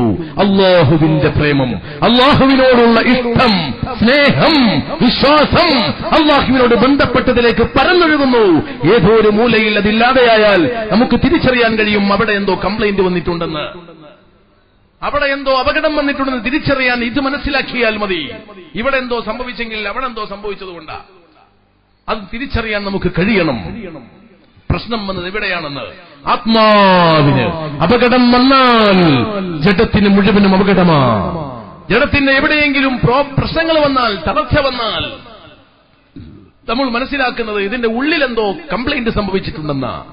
ഉള്ളിലേക്ക് അന്വേഷണം നടത്തിയാൽ അപകടം തിരിച്ചറിയാൻ നമുക്ക് കഴിയും. അല്ലാഹുവിലുള്ള വിശ്വാസം പരന്നൊഴുകിയെങ്കിൽ, ഹബീബായ റസൂലുള്ളാഹി സ്വല്ലല്ലാഹു അലൈഹി വസല്ലം തങ്ങളോടുള്ള സ്നേഹം അവിടത്തോട് ബന്ധപ്പെട്ട ലോകത്തേക്ക് പരന്നൊഴുകും. ഭൗതിക സ്നേഹമൊക്കെ ഒഴുകണില്ലേ? അതല്ലേ നേരത്തെ ഇവിടെ ഒരു അമീർ സാഹിബിന്റെ പ്രസംഗത്തിൽ പറഞ്ഞത്, ഫുട്ബോൾ ടൂർണമെന്റിൽ അടിച്ച് പൊളിക്ക് കളി നടത്തുന്ന ചങ്ങായി, ആ ബോളിനോട് അവനക്ക് ഇഷ്ടം. ബോള് അവന്റെ തൊട്ടപ്പുറത്തെ കടയിൽ പോയി കഴിഞ്ഞാൽ 500 രൂപ കൊടുത്ത് അടിപൊളി ബോൾ കിട്ടും. അതല്ല നല്ല പൈസ കൊടുത്താൽ നല്ല ബോൾ കിട്ടും. ബോള് അല്ല, അവൻ തട്ടിയ ബോൾ. അവൻ ബോൾ തട്ടിയാ പോരെ, പക്ഷെ ഓനിട്ട ടൗസർ, ടൗസറിനോട് എന്താ അത്ര ഇഷ്ടം? അത് അവനിട്ട ടൗസറാ. നോക്കി, ടൗസറിനോട് എങ്ങനെ ബന്ധപ്പെട്ടു നിന്റെ സ്നേഹം? ഇങ്ങനെ ടൗസറിലേക്ക് പോയി. അതല്ലെങ്കിൽ അവനെടുത്ത ബനിയൻ, സംഭവാട്ട. അതിനേലും വിലപിടിപ്പുള്ള, അതിനേലും ഭംഗിയുള്ള, അന്തസ്സുള്ള ബനിയൻ നിന്റെ വീട്ടിലില്ലേ? പിന്നെന്തിനാ ആ ബനിയനോട് ഇത്ര ബന്ധം? മോനെ, അത് അവന്റെ ബനിയനാ. അവൻ വെച്ചിരിക്കുന്ന താടി, ഇതുവരെ താടി വെക്കാത്തവൻ ഇപ്പൊ താടി വെച്ചു എന്ന് പറഞ്ഞില്ലേ? എന്താ താടിയോട് ഇത്ര ഇഷ്ടം? താടിയോടുള്ള ഇഷ്ടമല്ല, അത് ഓന്റെ താടിയാ. തലയുടെ മുടിയുടെ കോലം മാറി, മൊട്ടയടിക്കാൻ എത്ര പറഞ്ഞിട്ടും മൊട്ടയടിക്കാത്തവൻ. ഏതോ ഒരു കളിക്കാരൻ ബ്ലേഡ് തെറ്റിപ്പോയി, അവൻ മൊട്ടയടിക്കാൻ നിർബന്ധിതനായി. അതിന്റെ പേരിൽ അവന്റെ ആരാധകര് മുഴുവനും മൊട്ടയടിച്ചു. അപ്പൊ എന്താ സംഭവം? ആ ചെങ്ങായി എന്തിനോ വേണ്ടി കുടുങ്ങിയിട്ട് മൊട്ടടിച്ചതാ. പക്ഷെ ഇവരോ, ഓൻ അടിച്ചതിന് ഇവരൊക്കെ അടിച്ചു. അവൻ മൊട്ടയടിച്ചപ്പോ ബാക്കിയുള്ളവരൊക്കെ മൊട്ടയടിച്ചു. എന്തിന്? അവൻ അടിച്ചതിന് വേണ്ടി അടിച്ചു. അപ്പൊ ഓനെന്താ മൊട്ടടിച്ചത്? അതെനിക്കൊന്നും അറിയില്ല, അത് നമ്മളായിട്ട് ബന്ധമില്ല, അത് ഞങ്ങൾ അറിയില്ല. അവൻ അടിച്ചല്ലോ. എന്താണ് അവന്റെ പവർ? അവൻ കളിക്കാരനാ. കുട്ടികളുടെ ഹൃദയത്തിൽ കളിയുണ്ട്, കളിയോട് ഇഷ്ടമുണ്ട്, ഗ്രൗണ്ടിനോട് പ്രേമമുണ്ട്, ആ ഗ്രൗണ്ടിൽ നടക്കുന്ന ഓരോന്നിനോടും ഇഷ്ടമുണ്ട്. അവന്റെ മുടിയെ സ്നേഹിച്ചതെന്താ? അവന്റെ ബനിയനിലേക്ക് നിന്റെ സ്നേഹം ഒഴുകിയതെന്തുകൊണ്ടാ? അവന്റെ ചെരുപ്പ് ഏതാണെന്ന് നീ നോക്കിയില്ലേ? അവൻ കുത്തിയ പേന ഏതാണെന്ന് നോക്കിയില്ലേ? വലിയ വലിയ ഷോപ്പുദ്ഘാടനത്തിന് എന്തിനാ സിനിമാ നടന്മാരെ കൊണ്ടുവരുന്നത്? ആ വാച്ച് അവൻ കെട്ടിയാൽ പിന്നെ ഓൻ കെട്ടിയ വാച്ചെന്ന പവർ അതിന് വരികയാ. അവന് ഷർട്ടൊന്നിട്ട് ഇട്ട് കഴിഞ്ഞാൽ മൂപ്പരിട്ട ഷർട്ടാണെന്ന് ലോകത്ത് വ്യാപിക്കുകയാ. ചെറുപ്പക്കാര് മുഴുവനും അതിന് ഒഴുകുകയാണ്. ഷർട്ടിന് പവറില്ല. അവനോടുള്ള ബന്ധം, അവനോടുള്ള സ്നേഹം ഷർട്ടിലേക്കും അവൻ ബന്ധപ്പെട്ട മുഴുവൻ ലോകത്തേക്കും പരന്നൊഴുകുന്നുണ്ടെങ്കിൽ ഓരോ സ്നേഹത്തിന്റെ സ്വഭാവം അങ്ങനെയാണ്. അത് ഭൗതിക ലോകത്ത് മുഴുവനും തിരിഞ്ഞ നമുക്ക് എന്തുകൊണ്ട് ആത്മീയ ലോകത്ത് ചിന്തിക്കാൻ കഴിയുന്നില്ല? അല്ലാഹുവിന്റെ ഹബീബ് മുഹമ്മദ് മുസ്തഫ സല്ലല്ലാഹു അലൈഹി വസല്ലമ തങ്ങളുടെ ഹദീസ് പറഞ്ഞു, ഒരു ഡ്രസ്സിന്റെ മധു കേട്ടാൽ കുട്ടികൾക്ക് ഹരം വരുന്നില്ല, പക്ഷേ ഏതോ കളിക്കാരന്റെ ഡ്രസ്സിനോട് ഹരം വരുന്നു. ആരാണ് വലുതായത്? ആരാണ് വലുതായത്? സ്നേഹം എങ്ങോട്ടാ ഒഴുകിയത്? സമൂഹമേ, സമുദായമേ, ഹൃദയത്തെ കൊല്ലാൻ ആരും ഇവിടെ ജനിച്ചിട്ടില്ല. സ്നേഹത്തെ കൊല്ലാൻ ആർക്കും കഴിയില്ല. ആര് ശ്രമിച്ചാലും ഹൃദയം ജീവിച്ചിരിക്കൂ. ഹൃദയത്തിൽ സ്നേഹത്തിന്റെ പ്രകൃതിയും നിലനിൽക്കും. അത് ഈ ലോകത്ത് മുഴുവനും നിലനിൽക്കുന്നതാണ്. അതിനെ കൊല്ലാൻ കഴിയാത്ത കാലത്തോളം ഹൃദയം അതിന്റെ പണിയെടുക്കും കേട്ടോ. ഹൃദയത്തിന്റെ പണിയാ സ്നേഹം നൽകൽ. ഹൃദയത്തിന്റെ പണിയാ മറ്റൊന്നിൽ ലയിക്കൽ. ഹൃദയത്തിന്റെ പണിയാ മറ്റൊന്നിനെ സ്നേഹിക്കൽ. അത് ലോകം മുഴുവനും ചെയ്തുകൊണ്ടിരിക്കുന്നു. സാക്ഷാൽ ഇത് വേണ്ടെന്ന് പറയുന്ന മൗലവിയുടെ ഹൃദയവും ഏതോ സിട്ടിയോട് ബന്ധമില്ലേ? ഇവിടെ പ്രസംഗിക്കുന്ന മൗലവിമാരെ, ഇതിനെതിരിൽ ഒച്ചവെക്കുന്ന യുവാക്കളെ, നിങ്ങളുടെ ഹൃദയത്തിൽ ഹബീബ് തങ്ങളില്ലെങ്കിലും മറ്റാരോ കയറിയിട്ടില്ലേ? നിങ്ങളുടെ കുഞ്ഞുമക്കളുടെ സ്കൂളിൽ എന്തിനാ നിങ്ങൾ ഡാൻസ് കളിപ്പിക്കുന്നത്? ആ കുഞ്ഞുമക്കൾക്ക് സന്തോഷം വരാൻ എന്തിനാ പാട്ടുപാടുന്നത്? ആ കുഞ്ഞുമക്കളെ ഹൃദയത്തിനെ പിടിച്ചു നിർത്താൻ എന്തിനാണ് നിങ്ങൾ നാടകം വെച്ചത്? നാടകത്തിലും അഭിനയത്തിലും പാട്ടിലും ഡാൻസിലുമായി കുഞ്ഞുമക്കളുടെ ഹൃദയം പിടിച്ചു നിർത്താൻ വെമ്പൽ കൊള്ളുന്ന മൗലവിമാരെ, അതങ്ങ് പിരിച്ചുവിടൂ. ആ പ്രേമം മുത്തുനബിയിലേക്ക് തിരിഞ്ഞുകൊള്ളട്ടെ. അവിടുത്തെ പാട്ടവർ കേട്ടുകൊള്ളട്ടെ. അതിലവർ ലയിച്ചോട്ടെ. അതിനനുവദിക്കാത്ത ഒരു വിഭാഗത്തിനും ഈ ഭൂമിയിൽ വെറുതെ ഇരിക്കാൻ കഴിയില്ല. മൗലവിമാരൊന്ന് വെറുതെ ഇരുന്നാൽ സുഖിക്കാൻ മക്കൾക്ക് വിഷമമാണ്. നമ്മുടെ മക്കൾക്ക് സ്നേഹം കൊടുക്കാതിരുന്നാൽ, സ്നേഹിക്കേണ്ട ഭാഗം കാണിച്ചു കൊടുത്തില്ലെങ്കിൽ, സ്നേഹിക്കേണ്ട ലോകത്തെ ബോധ്യപ്പെടുത്തി കൊടുത്തില്ലെങ്കിൽ ആ മക്കൾ മറ്റെങ്ങോട്ടോ പോയി പോവും. ആ പ്രേമം ഒരു കൽബിൽ വരും. അത് കൽബിൽ വന്നാൽ പിന്നെ പറിച്ചെടുക്കാൻ കഴിയില്ല. അതല്ലേ നല്ല നല്ല മാന്യന്മാരൊക്കെ സ്വന്തം മക്കളെ സ്കൂളിൽ വിട്ട് പഠിപ്പിച്ച് മുത്തുനബിയുമായി ബന്ധപ്പെട്ട ചർച്ചകളിൽ നിന്ന് പിറകോട്ട് പോയപ്പോൾ വിഷമിച്ചില്ല. സ്കൂളിലേക്ക് കറക്റ്റ് പറഞ്ഞയച്ചു. കലാലയങ്ങളിൽ പോയി പഠനം നടത്തി തിരിച്ചു വരുന്ന മക്കൾ ഹൃദയത്തിൽ പേറിയത് എന്താ? അവരുടെ ഹൃദയം ചലിക്കുന്നത് തിരിച്ചറിയാൻ രക്ഷിതാക്കൾക്ക് കഴിഞ്ഞില്ല. രഹസ്യ ലോകമാ. ആ ലോകത്തെ പിടിച്ചൊതുക്കാനും അതൊരു ലോകത്ത് ഫിറ്റ് ചെയ്യാനും ഒരു തയ്യാറായില്ല. മദ്രസയിലെ ഇത്തരം പരിപാടികളും മുത്തുനബിയുടെ മധുകളും നടക്കുമ്പോൾ പിടിച്ചു വലിച്ചു കൊണ്ടുപോയി സ്കൂളിൽ ഇംഗ്ലീഷ് മീഡിയത്തിലും മറ്റും ചേർത്തി ഭൗതിക ലോകത്തിൽ അവൾ ലയിപ്പിച്ചു. അവസാനം ഏതോ ഒരു ചെറുക്കൻ അവൾ ഇഷ്ടപ്പെട്ടു. മതം നോക്കിയില്ല. അവൾ സ്നേഹിച്ചപ്പോൾ പ്രസ്ഥാനമാണോ അല്ലേ എന്ന് ചിന്തിച്ചില്ല, മറ്റൊന്നും ആലോചിച്ചില്ല. ആ ഇഷ്ടപ്പെട്ടവന്റെ പിറകിൽ കല്യാണത്തിന്റെ തലേ ദിവസം സ്വർണങ്ങൾ മുഴുവനും പേറിയവൾ ഇറങ്ങിയപ്പോഴാ കുടുംബത്തിൽ വിള്ളലും പ്രശ്നങ്ങളും നടന്നത്. എന്തേ മോൾക്ക് സംഭവിച്ചത്? ഒന്നും സംഭവിച്ചിട്ടില്ല. അവൾ ഏതൊരു ചെറുക്കനെ പ്രേമിച്ചു. അപ്പോഴാ പെണ്ണ് പറഞ്ഞത്, പണ്ട് അവൾ സ്വലാത്ത് ചൊല്ലിയിരുന്ന് ഒരു മൂലയിൽ വല്ലാതെ സ്വലാത്ത് ചൊല്ലിയിരുന്ന ആ കുഞ്ഞിന്റെ മാല എടുത്ത് വലിച്ചെറിഞ്ഞ് കൗണ്ടർ വലിച്ചെറിഞ്ഞ് അവളെ ചീത്ത പറഞ്ഞ നിങ്ങൾ, അവളുടെ പ്രേമം മുഴുവനും ആ ചെറുക്കനിൽ ഇപ്പോൾ ലയിച്ചവൾ തിരിഞ്ഞുപോയപ്പോഴാ കരയുന്നത് എന്ന് തിരിച്ചു ചോദിക്കാൻ ഉമ്മമാരെ നിങ്ങൾ ഉണരണം. ആ കുട്ടിയുടെ ഹൃദയത്തിൽ ആദ്യമായി ബന്ധമുണ്ടാക്കേണ്ടത് ലോകനേതാവ് മുഹമ്മദ് മുസ്തഫ സ്വല്ലല്ലാഹു അലാ മുഹമ്മദ് സ്വല്ലല്ലാഹു അലൈഹി വസല്ലം അലാ മുഹമ്മദ് സ്വല്ലല്ലാഹു അലൈഹി വസല്ലം. ഇതാ ചെറുപ്പത്തിലൊക്കെ ഉള്ളത്. നടക്കും. അതിപ്പോ ഞാൻ ടൈം ആകുമ്പോൾ ഞാൻ പറയും. കോടികൾ തിരിച്ചാൽ വിഷയം ആ ടൈം പോകും. ഇത് നിങ്ങൾ ഇട്ടോളി. അള്ളാഹു ബർക്കത്ത് ചെയ്യട്ടെ, അള്ളാഹു ഫതഹ് ചെയ്യട്ടെ. നമ്മൾ റബീഉൽ അവ്വലുമായി ബന്ധപ്പെട്ട് നമ്മളിപ്പോ പറഞ്ഞൊക്കെ വിശ്വാസം വരണമെങ്കിൽ അല്ല, ഇതൊക്കെ ഒരു വലുതാന്ന് തോന്നണമെങ്കിൽ ഈമാൻ വേണം. എന്നാ ഞാൻ പറഞ്ഞു, ഇത് വലുതാക്കണമെങ്കിൽ ഈമാൻ വേണ്ടായ മതി, വേറെ ഒന്നും വേണ്ട. വേറെ എന്തിനും നമുക്ക് വലിപ്പം തോന്നാൻ ഒന്നും വേണ്ടല്ലോ. ഫുട്ബോൾ കളി അടിപൊളിയാന്ന് നമ്മൾ പറയണോ? വേണ്ട. അത് അങ്ങനെ സംഭവമല്ലേ. അതിന് ആയത്തെ ദിവസം ഓതിയാൽ ആ മൗലിയാരോട് പറയുന്നത് ആ ഓത്ത് നിർത്തിയേക്ക് കളി കാണേണ്ടത് വേണ്ട. അത് തെളിവൊന്നും വേണ്ട, അതെല്ലാവർക്കും അറിയാം. അപ്പൊ ഇഷ്ടം വന്നാൽ ഇതിന്റെ പവർ നമുക്ക് തിരിയും. മുത്തുനബിയോട് ഇഷ്ടമുള്ളവൻ ഈ സദസ്സിന്റെ പവർ തിരിയും. അള്ളാഹുവിനോട് ഇഷ്ടമുള്ളവന് ഈ സദസ്സിന്റെ പവർ തിരിയും. അള്ളാഹുവിനോട് ഇഷ്ടമുള്ളവൻ അള്ളാഹു ഇഷ്ടപ്പെട്ടതിന് ഇഷ്ടപ്പെടും. അവൻ ഏറ്റവും കൂടുതൽ ഇഷ്ടപ്പെട്ടത് മുത്തുനബിയെ സ്വല്ലല്ലാഹു അലൈഹി വസല്ലം. അതുകൊണ്ട് തന്നെ അവൻ ഏറ്റവും കൂടുതൽ മുത്തുനബിയോട് ഇഷ്ടമുണ്ടെങ്കിൽ നാം ആ നബിയോട് ബന്ധപ്പെട്ട് നടത്തുന്ന സദസ്സ് അവൻ ഏറ്റവും ഇഷ്ടപ്പെട്ട സദസ്സ. ആ സദസ്സിലുള്ള സംഭാവനയും അതിനോടുള്ള സഹകരണവും ഈ ഭൂമിയിൽ ചെയ്യാൻ പറ്റിയ ഏറ്റവും വലിയ സ്വത്ത.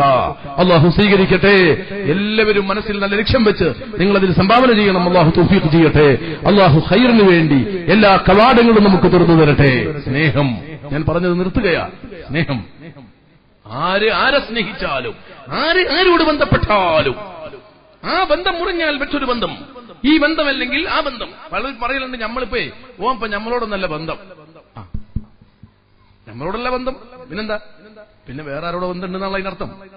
നമ്മളോടല്ല ബന്ധമെങ്കിൽ വേറെ കുഴപ്പമൊന്നുമില്ല. അല്ല, ഓപ്പോസിറ്റ് പാർട്ടിയാണ് അവൻ. പണ്ട് നമ്മളെ ടീമിന്റെ കൂടെ ഒക്കെ ഉണ്ടായിരുന്നു, ഇടതും വലതും ഒക്കെ ആയിട്ട് ഇങ്ങനെ ഉണ്ടായിരുന്നു. അപ്പൊ ഇപ്പോ വലതാണ് അല്ലെങ്കിൽ ഇപ്പൊ ഇടതാണ്. നോക്കി നിങ്ങള്, ഇപ്പൊ നമ്മളാളല്ല. ഒന്നുകിൽ നമ്മളാള് അല്ലെങ്കിൽ മറ്റാളാള്, രണ്ടാലൊരാളാളാ. ഒന്നുകിൽ രാവാണ് അല്ലെങ്കിൽ പകലാ, ഒന്നുകിൽ ഇരുട്ടാണ് അതല്ലെങ്കിൽ വെളിച്ചമാ, ഒന്നുകിൽ സുഖമാണ് അതല്ലെങ്കിൽ ദുഃഖമാ, ഒന്നുകിൽ ആഖിറമാ അതല്ലെങ്കിൽ ഭൗതികമാ. വൈരുദ്ധ്യങ്ങൾ ഒരുമിച്ചുകൂടുകയില്ല, വൈരുദ്ധ്യങ്ങൾ ഒരുമിച്ചുകൂടൂല്ല. മുത്തുനബി ഹൃദയത്തിൽ നിന്ന് പടിയിറക്കിയ ഒരു സമുദായവും ഇവിടെ വിജയിക്കില്ല. ആ ലോക നേതാവ് ഹൃദയത്തിൽ നിന്ന് പടിയിറങ്ങിയിട്ടുണ്ടെങ്കിൽ അതിന്റെ നേരെ ഓപ്പോസിറ്റ് ഹൃദയത്തിലേക്ക് കയറി വരും. തടഞ്ഞു നിർത്താൻ കഴിയില്ല. ഇന്ന് കേരളം അനുഭവിക്കുന്ന, ഇന്ന് ലോകം മുഴുവൻ അനുഭവിക്കുന്ന, ഇസ്ലാം മുഴുവനും അനുഭവിക്കുന്നത് എന്താ? മുത്തുനബിയോടുള്ള സ്നേഹം നഷ്ടപ്പെട്ടതല്ലേ? അതുകൊണ്ട് റാലി ഇനിയും വളരണം, റബീഉൽ അവ്വൽ ഇനിയും ഉഷാറാകണം, മൗലിദിന്റെ സദസ്സുകൾ കൂടി വരണം. ചെറുപ്പക്കാരുടെ ഹൃദയത്തിൽ ഈ പ്രേമം നിറക്കാൻ നമ്മൾ തയ്യാറാവണം. അതിനൊരുങ്ങിയാൽ സമാധാനം, മുത്തുനബിയുടെ സമാധാനം ഈ ലോകത്തുണ്ട്. അവിടുത്തെ ക്ഷമ നമുക്ക് ഉൾക്കൊള്ളാൻ കഴിയും. നമ്മൾ ക്ഷമയുള്ളവരായി മാറും. എല്ലാ സമാധാനവും ഈ ലോകത്ത് അനുഭവിക്കാൻ നമുക്ക് കഴിയും. അതിന് വേണ്ടത് എത്ര പ്രസംഗിച്ചിട്ടും കാര്യമില്ല, എവിടെ എന്ത് നടത്തിയിട്ടും കാര്യമില്ല. മുത്തുനബിയെ പരിചയപ്പെടുത്തുന്ന പിറകോട്ടു പോകരുത്. ആ നേതാവിനെ സ്നേഹിപ്പിക്കാൻ നമ്മൾ തയ്യാറാവണം. ഈ നാട്ടിലെ 1000 ചെറുപ്പക്കാരുണ്ടെങ്കിൽ 1000 പേരെയും എടുക്കൂ. 1000 പേരെയും എടുത്ത് ഒരു ഓഡിറ്റോറിയത്തിന്റെ ഉള്ളിൽ വെച്ച് അവരോട് ഒരു പേനയും ബുക്കും കൊടുത്ത് അവരോട് എഴുതാൻ പറ, നിന്റെ ഹൃദയത്തിൽ ഏറ്റവും ഇഷ്ടപ്പെട്ടതെന്താ? ഒരു കുട്ടി വട്ടപൂജം എനിക്ക് ഒന്നിനോട് ഇഷ്ടമില്ല എന്ന് പറഞ്ഞാൽ നമുക്ക് അറിയാം എന്തോ ഒരു പെശക, എന്തോ ഒരു കുഴപ്പം അവനുണ്ട്, എന്തോ ഒരു കുഴപ്പമുണ്ട്. അതല്ലെങ്കിൽ കൈ ചലിക്കുമെങ്കിൽ, കണ്ണ് കാണുമെങ്കിൽ, ചെവിട് കേൾക്കുന്ന ചെവിടാണെങ്കിൽ, കൈകാലുകൾക്ക് സ്വാധീനമുള്ളെങ്കിൽ അവന്റെ ഹൃദയമാകുന്ന അവയവം കൊണ്ട് അവന്റെ ബന്ധം, അവൻ എന്തിനോടാ കൂടുതൽ ബന്ധമുള്ളതാ എന്നാ ചോദിച്ചത്. അവൻ എഴുതും, ഉറപ്പാ. ഇവിടെ ഒരു വിഷയമുള്ളൂ, സ്നേഹിക്കണമെന്നതിൽ തർക്കമില്ല. സ്നേഹം തർക്കിക്കേണ്ട വിഷയവുമല്ല. അതാ ഞാൻ പറഞ്ഞത്, നോക്കണോ വേണ്ടേ തർക്കമില്ല. അപ്പൊ നിങ്ങളൊക്കെ നോക്കണില്ലേ? നിങ്ങളൊക്കെ നോക്കണില്ലേ? ഉണ്ട്. നോക്കണ്ട ആർക്കും അഭിപ്രായമില്ല. ഇങ്ങോട്ട് നോക്കണോ അതല്ല ഇങ്ങോട്ട് നോക്കണോ എന്നുള്ളതില്ല തർക്കം. അതാ ഞാൻ നേരത്തെ പറഞ്ഞത്, പാടണോ വേണ്ടേ തർക്കമില്ല. ഏതാ പാടണ്ടെന്നുള്ളതില്ല തർക്കം. റാലി വേണോ വേണ്ടേ തർക്കമില്ല. ഏത് വിഷയത്തിലാവണമെന്നാ തർക്കം. സമ്മേളനങ്ങൾ നടക്കട്ടെ, എല്ലാം നടക്കട്ടെ, പക്ഷെ ഏത് വിഷയത്തിലാവണമെന്നതിലാ തർക്കം. അല്ലാതെ ഹൃദയത്തെ ഒതുക്കാനും അതിനെ പിടിച്ചടക്കാനും കഴിയില്ല. അത് ചലിച്ചുകൊണ്ടിരിക്കും. അതുകൊണ്ട് ലോക മുസ്ലിമീങ്ങൾ മുഴുവൻ ഈ നേതാവിന്റെ മധു പറയുമ്പോ, എല്ലാവരും ഇത് കൊണ്ടാടുമ്പോ, ഏതെങ്കിലും അല്പജ്ഞാനികൾ അന്തമില്ലാതെ എന്തെങ്കിലും പറയുന്നുവെങ്കിൽ അവർക്കിത് ബോധ്യപ്പെടുത്തി കൊടുക്കൽ നമ്മുടെ ബാധ്യതയാ. അല്ലാഹുവേ, ഞങ്ങളെ കുടുംബത്തെയും നാടിനെയും നീ കാക്കണേ പടച്ചോനെ. അത്തരക്കാരിൽ നിന്ന് ഞങ്ങളെ മുഅ്മിനീങ്ങളെ കാക്കണേ അല്ലാ. അവര് വിളിക്കുന്നത് ലോക നേതാവിൽ നിന്ന് മറ്റൊരു നേതാവിലേക്ക് കാണുന്ന ഞാൻ പറഞ്ഞത്. പലപ്പോഴും നമുക്ക് തോന്നും ഔലിയാക്കളുടെ മഖാമിൽ നിന്ന് അവർ വിളിക്കുമ്പോ നമുക്ക് തോന്നും, അതെ അള്ളാഹുവാണ് എല്ലാം ചെയ്യുന്നത്, അള്ളാഹുവാണ് എല്ലാറ്റിനും കഴിവുള്ളവൻ, അതുകൊണ്ട് മഹാന്മാരുടെ അടുത്തേക്ക് പോണ്ട, പിന്നെ ഔത്തപ്പള്ളിക്ക് പോയിക്കോളി എന്നവര് പറയാറുണ്ടോ?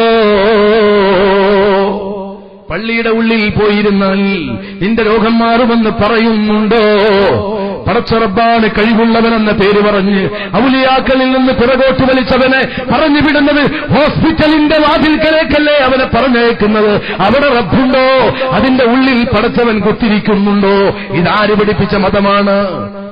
അത് കാരണമാണ്. ഹോസ്പിറ്റലും ഡോക്ടറും കാരണമാണെങ്കിൽ, അത് അല്ലാഹുവിന്റെ സൃഷ്ടിയാണെങ്കിൽ, അത് കാരണം പടച്ചോൻ രോഗം മാറ്റുന്നതാണെങ്കിൽ, കുടിക്കുന്ന മരുന്ന് രോഗം മാറ്റുന്നില്ല. കുടിക്കുന്ന മരുന്നിന് രോഗം മാറ്റാൻ ഒരു റോളുമില്ല. പടച്ചറബ് കാരണമാക്കിയതുകൊണ്ട് അവൻ അത് മുഖേന നമ്മുടെ രോഗം മാറ്റുക എന്ന് വിശ്വസിക്കാൻ ഒരടിമയെ വിളിക്കുന്നവൻ മറ്റൊരടിമയിലല്ലേ അവൻ പോയത്? ആ അടിമ അല്ലാഹുമായി ബന്ധമുള്ള അടിമയാണ്. നിസ്കരിക്കുന്ന, നോമ്പ് നോൽക്കുന്ന, തഹജ്ജുദ് നിസ്കരിക്കുന്ന, അല്ലാഹുവുമായി വലിയ ബന്ധം സ്ഥാപിച്ച അടിമയാണ് ആ അടിമ. അതൊരു കാരണമാകുന്നതിന് എന്താ നിനക്ക് വേജാറ്? അവനോട് അകന്ന അടിമയിലേക്ക് അടുത്ത അടിമയിൽ നിന്ന് വിളിച്ചു കൊണ്ടുപോകുന്നവൻ അല്ലാഹുവിൽ നിന്ന് അടിമയെ അകറ്റുകയാണെന്ന് തിരിച്ചറിയൂ ബുദ്ധിയുള്ള സമൂഹമേ. ഇവിടെ നടക്കുന്നത് എന്താണ്? അതിൽ പെട്ടവരോടാ ഞാൻ പറയുന്നത്, ഒന്നുകിൽ ഒരു പണി ചെയ്യണം. അല്ലാ അല്ലാ അല്ലാ അല്ലാ, ഈ വിശ്വാസത്തിൽ അടിയുറച്ച് വിശ്വസിച്ച് ബാക്കിയുള്ള മുഴുവൻ ലോകത്തിൽ നിന്നും കണ്ണടക്കണം. ഹസ്ബി മിൻ സുആലി ഇൽമുഹു ബിഹാലി, എനിക്കൊന്നും പറയാനില്ല. എന്നോട് ഇഷ്ടമുള്ള എന്റെ റബ്ബ്, എന്നെക്കുറിച്ചറിയുന്ന എന്റെ റബ്ബ്, എല്ലാം അറിയുന്ന റബ്ബുണ്ട്. എന്തിനാ ഞാനൊന്ന് ചോദിക്കുന്നത്? എല്ലാം ചെയ്യുന്ന റബ്ബുണ്ടെങ്കിൽ, എല്ലാം അറിയുന്ന റബ്ബുണ്ടെങ്കിൽ, എല്ലാത്തിനും കഴിയുന്ന റബ്ബുണ്ടെങ്കിൽ അവനങ്ങ് ചെയ്തോട്ടെ, അവന്റെ പ്രവർത്തനങ്ങൾ അങ്ങ് നടന്നോട്ടെ. രോഗം വന്ന ഹോസ്പിറ്റലിൽ പോരുത്. ആ തൗഹീദാ നിങ്ങൾ പറയുന്നത്. അത് പറഞ്ഞ ഇബ്രാഹിം നബിയെ നിങ്ങൾ കട്ടെടുത്തില്ലേ? അത് പറഞ്ഞ ഗൗസുല്ലാനന്ദങ്ങൾ നിങ്ങൾ കട്ടുപിടിച്ചില്ലേ? ആ മഹാന്മാരുടെ ഇബാദത്തുകൾ മുഴുവനും കട്ട് ചെയ്ത് നിങ്ങളുടെ തോന്നിവാസത്തിൽ നിങ്ങൾ ഉപയോഗിച്ചില്ലേ? അല്ലാഹുവിന്റെ സൃഷ്ടികളോട് ബന്ധപ്പെട്ടത് അല്ലാഹുവിന്റെ സൃഷ്ടിയാണെന്ന നിലക്കാണെങ്കിൽ, അല്ലാഹു ഒരുക്കി വെച്ച കാരണങ്ങളോട് ബന്ധപ്പെട്ടത് അല്ലാഹുവിന്റെ കാരണമാണെന്ന നിലക്കാണെങ്കിൽ, അല്ലാഹുവിന്റെ സൃഷ്ടികൾ പ്രശ്നപരിഹാരത്തിന് കാരണമാണെന്ന് വിശ്വസിക്കുന്ന മുഅ്മിനേ, ഏറ്റവും വലിയ കാരണമേതാ? ഏറ്റവും വലിയ സൃഷ്ടിയേതാ? മുഹമ്മദുൻ സയ്യിദുൽ കൗനൈനി വസഖലൈനി വൽ ഫരീഖൈനി മിൻ ഉർബി വമിൻ അജബി. മൗലായ صلي وسلم دائما أبدا على حبيبك خير خلق كلهم. ഈ വിശ്വാസം ഹൃദയത്തിലുണ്ടെങ്കിൽ, സമുദായമേ, വേദനകൾ തരുന്നത് റബ്ബാണെങ്കിൽ, അത് പരിഹരിക്കുന്നതും റബ്ബാണെങ്കിൽ, രോഗം തരുന്നത് അല്ലാഹു ആണെങ്കിൽ, മരുന്ന് തരുന്നതും അല്ലാഹു ആണെങ്കിൽ, ഒരു സൃഷ്ടിയെ വേദനിപ്പിക്കുന്ന, ഒരു സൃഷ്ടിയെ രോഗം കൊടുത്ത് ഒരു പരീക്ഷിക്കുന്ന റബ്ബ് ആ സൃഷ്ടിക്ക് മറ്റൊരു സൃഷ്ടിയെ മരുന്നായി സൃഷ്ടിച്ചു കൊടുത്തിട്ടുണ്ടെങ്കിൽ, കാരണങ്ങൾ ഉണ്ടാക്കുന്നത് റബ്ബാണ്. മുസബ്ബിബുൽ അസ്ബാബ്. ഓരോന്നിനൊരു കാരണം, ഒന്നിനൊരു കാരണം ഉണ്ടാക്കിയ ലോകത്തെ നിയന്ത്രിക്കുന്നത് ആദം നബിയെ പടച്ചവന് നമ്മെ പടക്കാൻ ഒരു ഉപ്പയുടെയും ഉമ്മയുടെയും ആവശ്യമില്ല. ഹവ്വാ ബീവി റളിയല്ലാഹു അൻഹയെ പടച്ചവന് നമ്മളെ പെൺകുട്ടിയെ പടക്കാൻ, നമ്മുടെ ഉമ്മയെ പടക്കാൻ ഒരു മാതാപിതാക്കളെ ആവശ്യമില്ല. നിക്കാഹോ മറ്റു ബന്ധമോ ആവശ്യമില്ല. അവന് പിന്നെ എന്തിനാ ഒരു നിക്കാഹ് വെച്ചത്? എന്തിനാ ഉമ്മയെയും ഉപ്പയെയും കാട്ടിത്തന്നത്? ജ്യേഷ്ഠനെയും അനിയെയും അനുജനെയും പരിചയപ്പെടുത്തിയത്? അയൽവാസിയെ എന്തിനാ ഉണ്ടാക്കിയത്? ഒന്നിനും ഒന്നിന്റെയും ആവശ്യമില്ലാത്ത റബ്ബ് കാരണങ്ങളിലൂടെ ഓരോന്ന് ഈ ലോകത്ത് നടത്തുകയാ. മുഴുവൻ കാരണങ്ങൾക്കും കാരണങ്ങൾ ഒരുമിച്ചുകൂടിയ ഈ ലോകത്ത്, ഈ കാരണങ്ങളാകുന്ന ലോകത്തിനൊരു കാരണമുണ്ട്. ആ ലോകത്തിന്റെ കാരണക്കാരൻ മുഹമ്മദ് മുസ്തഫ സ്വല്ലല്ലാഹു അലൈഹി വസല്ലം തങ്ങളാണെങ്കിൽ, ഈ മജ്ലിസ് നമ്മുടെ പ്രശ്ന പരിഹാരത്തിന് കാരണമാണെന്ന് വിശ്വസിക്കൂ.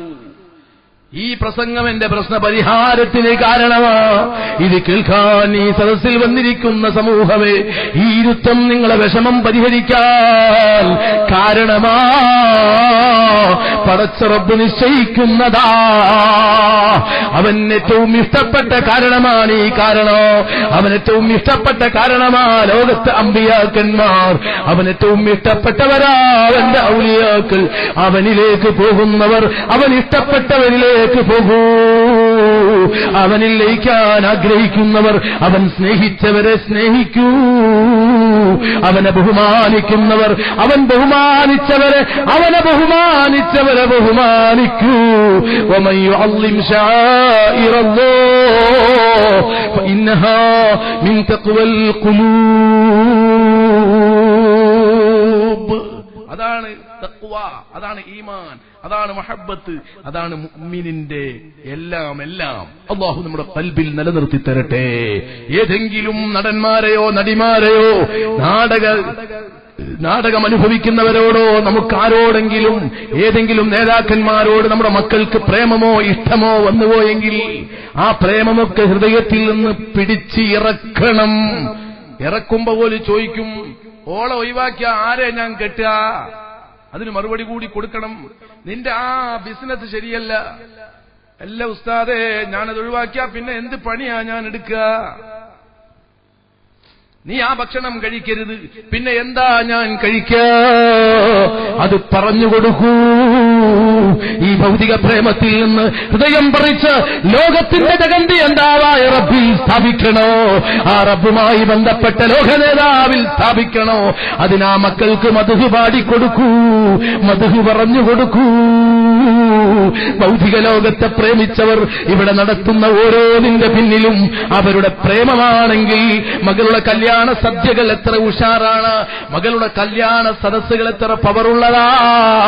ആ കല്യാണത്തിന് വേണ്ടി ഒരു മകൾക്ക് എത്ര ഉടുപ്പാ വാങ്ങുന്നത്. സ്വന്തം മകളുടെ ഉടുപ്പൊന്ന് മാറിയാൽ ഭാര്യ ഭർത്താവിനോട് ദേഷ്യം പിടിക്കുന്നു. ഈ പൊന്നുമോളുടെ കല്യാണത്തിന് എന്ത് ഒലക്കമല ഉടുപ്പാ കൊണ്ടുവന്നിട്ടുള്ളത്, ഔറത്ത് പറയാഞ്ഞിട്ടല്ല, ഭംഗിയോ സ്റ്റൈലോ പോരാഞ്ഞിട്ടാ ഭാര്യ ചൂടാകുന്നത്. മോളെ കല്യാണത്തിന് ഉടുപ്പിന്റെ പവർ പോരാ. മകളെ കല്യാണത്തിന് ഭക്ഷണം ഒരു ബിരിയാണി മാത്രം പോരാ.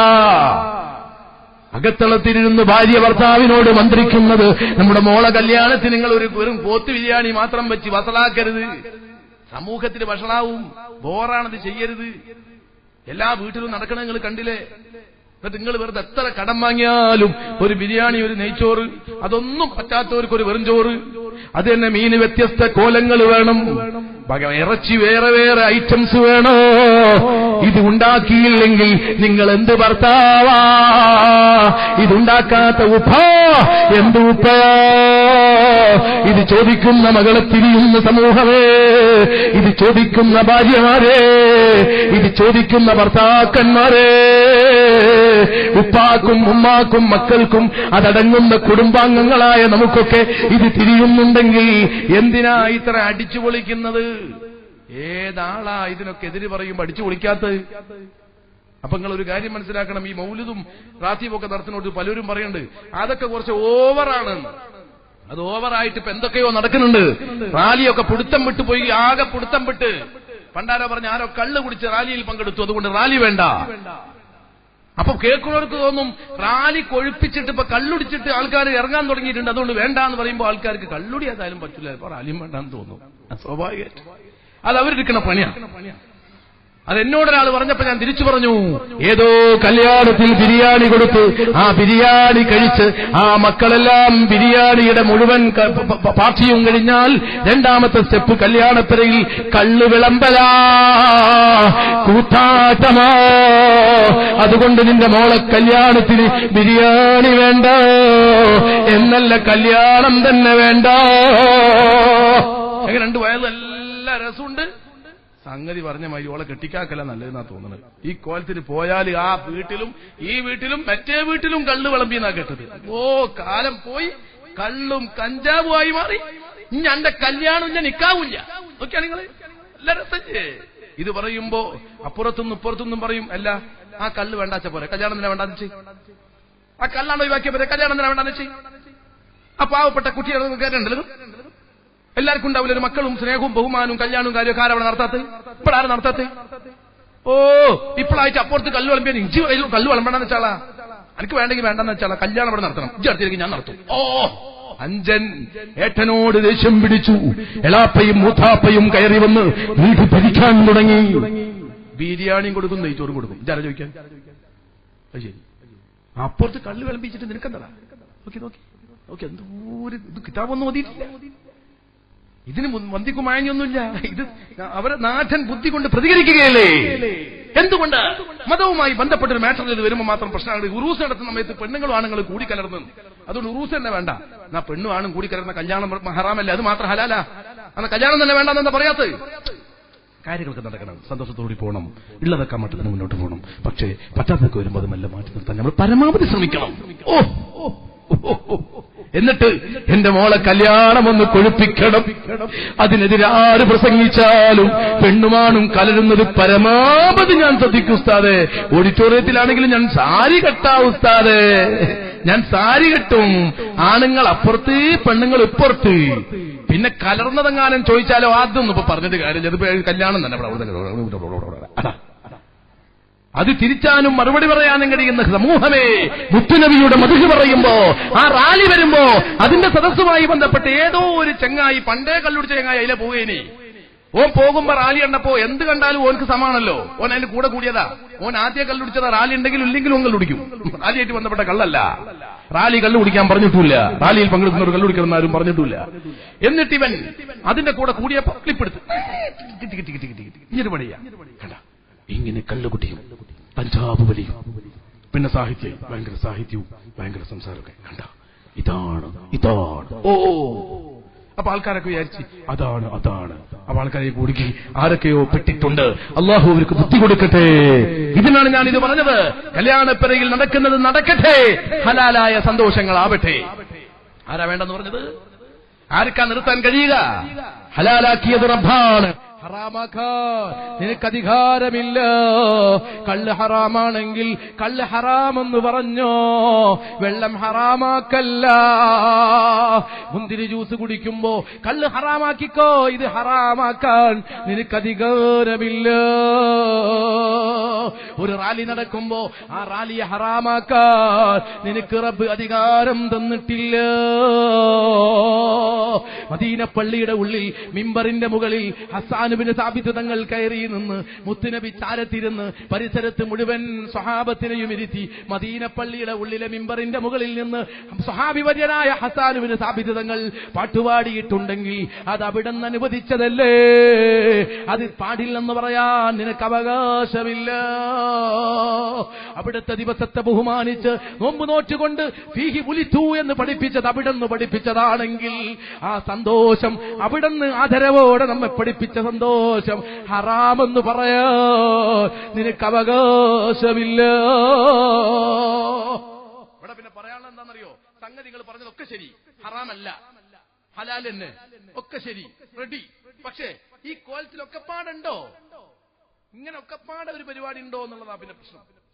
ഇങ്ങനെ ഒക്കെപ്പാടെ ഒരു പരിപാടി, ഇങ്ങനെ ഒക്കെപ്പാടെ ഒരു പരിപാടി. ഉദാഹരണം പറയാം,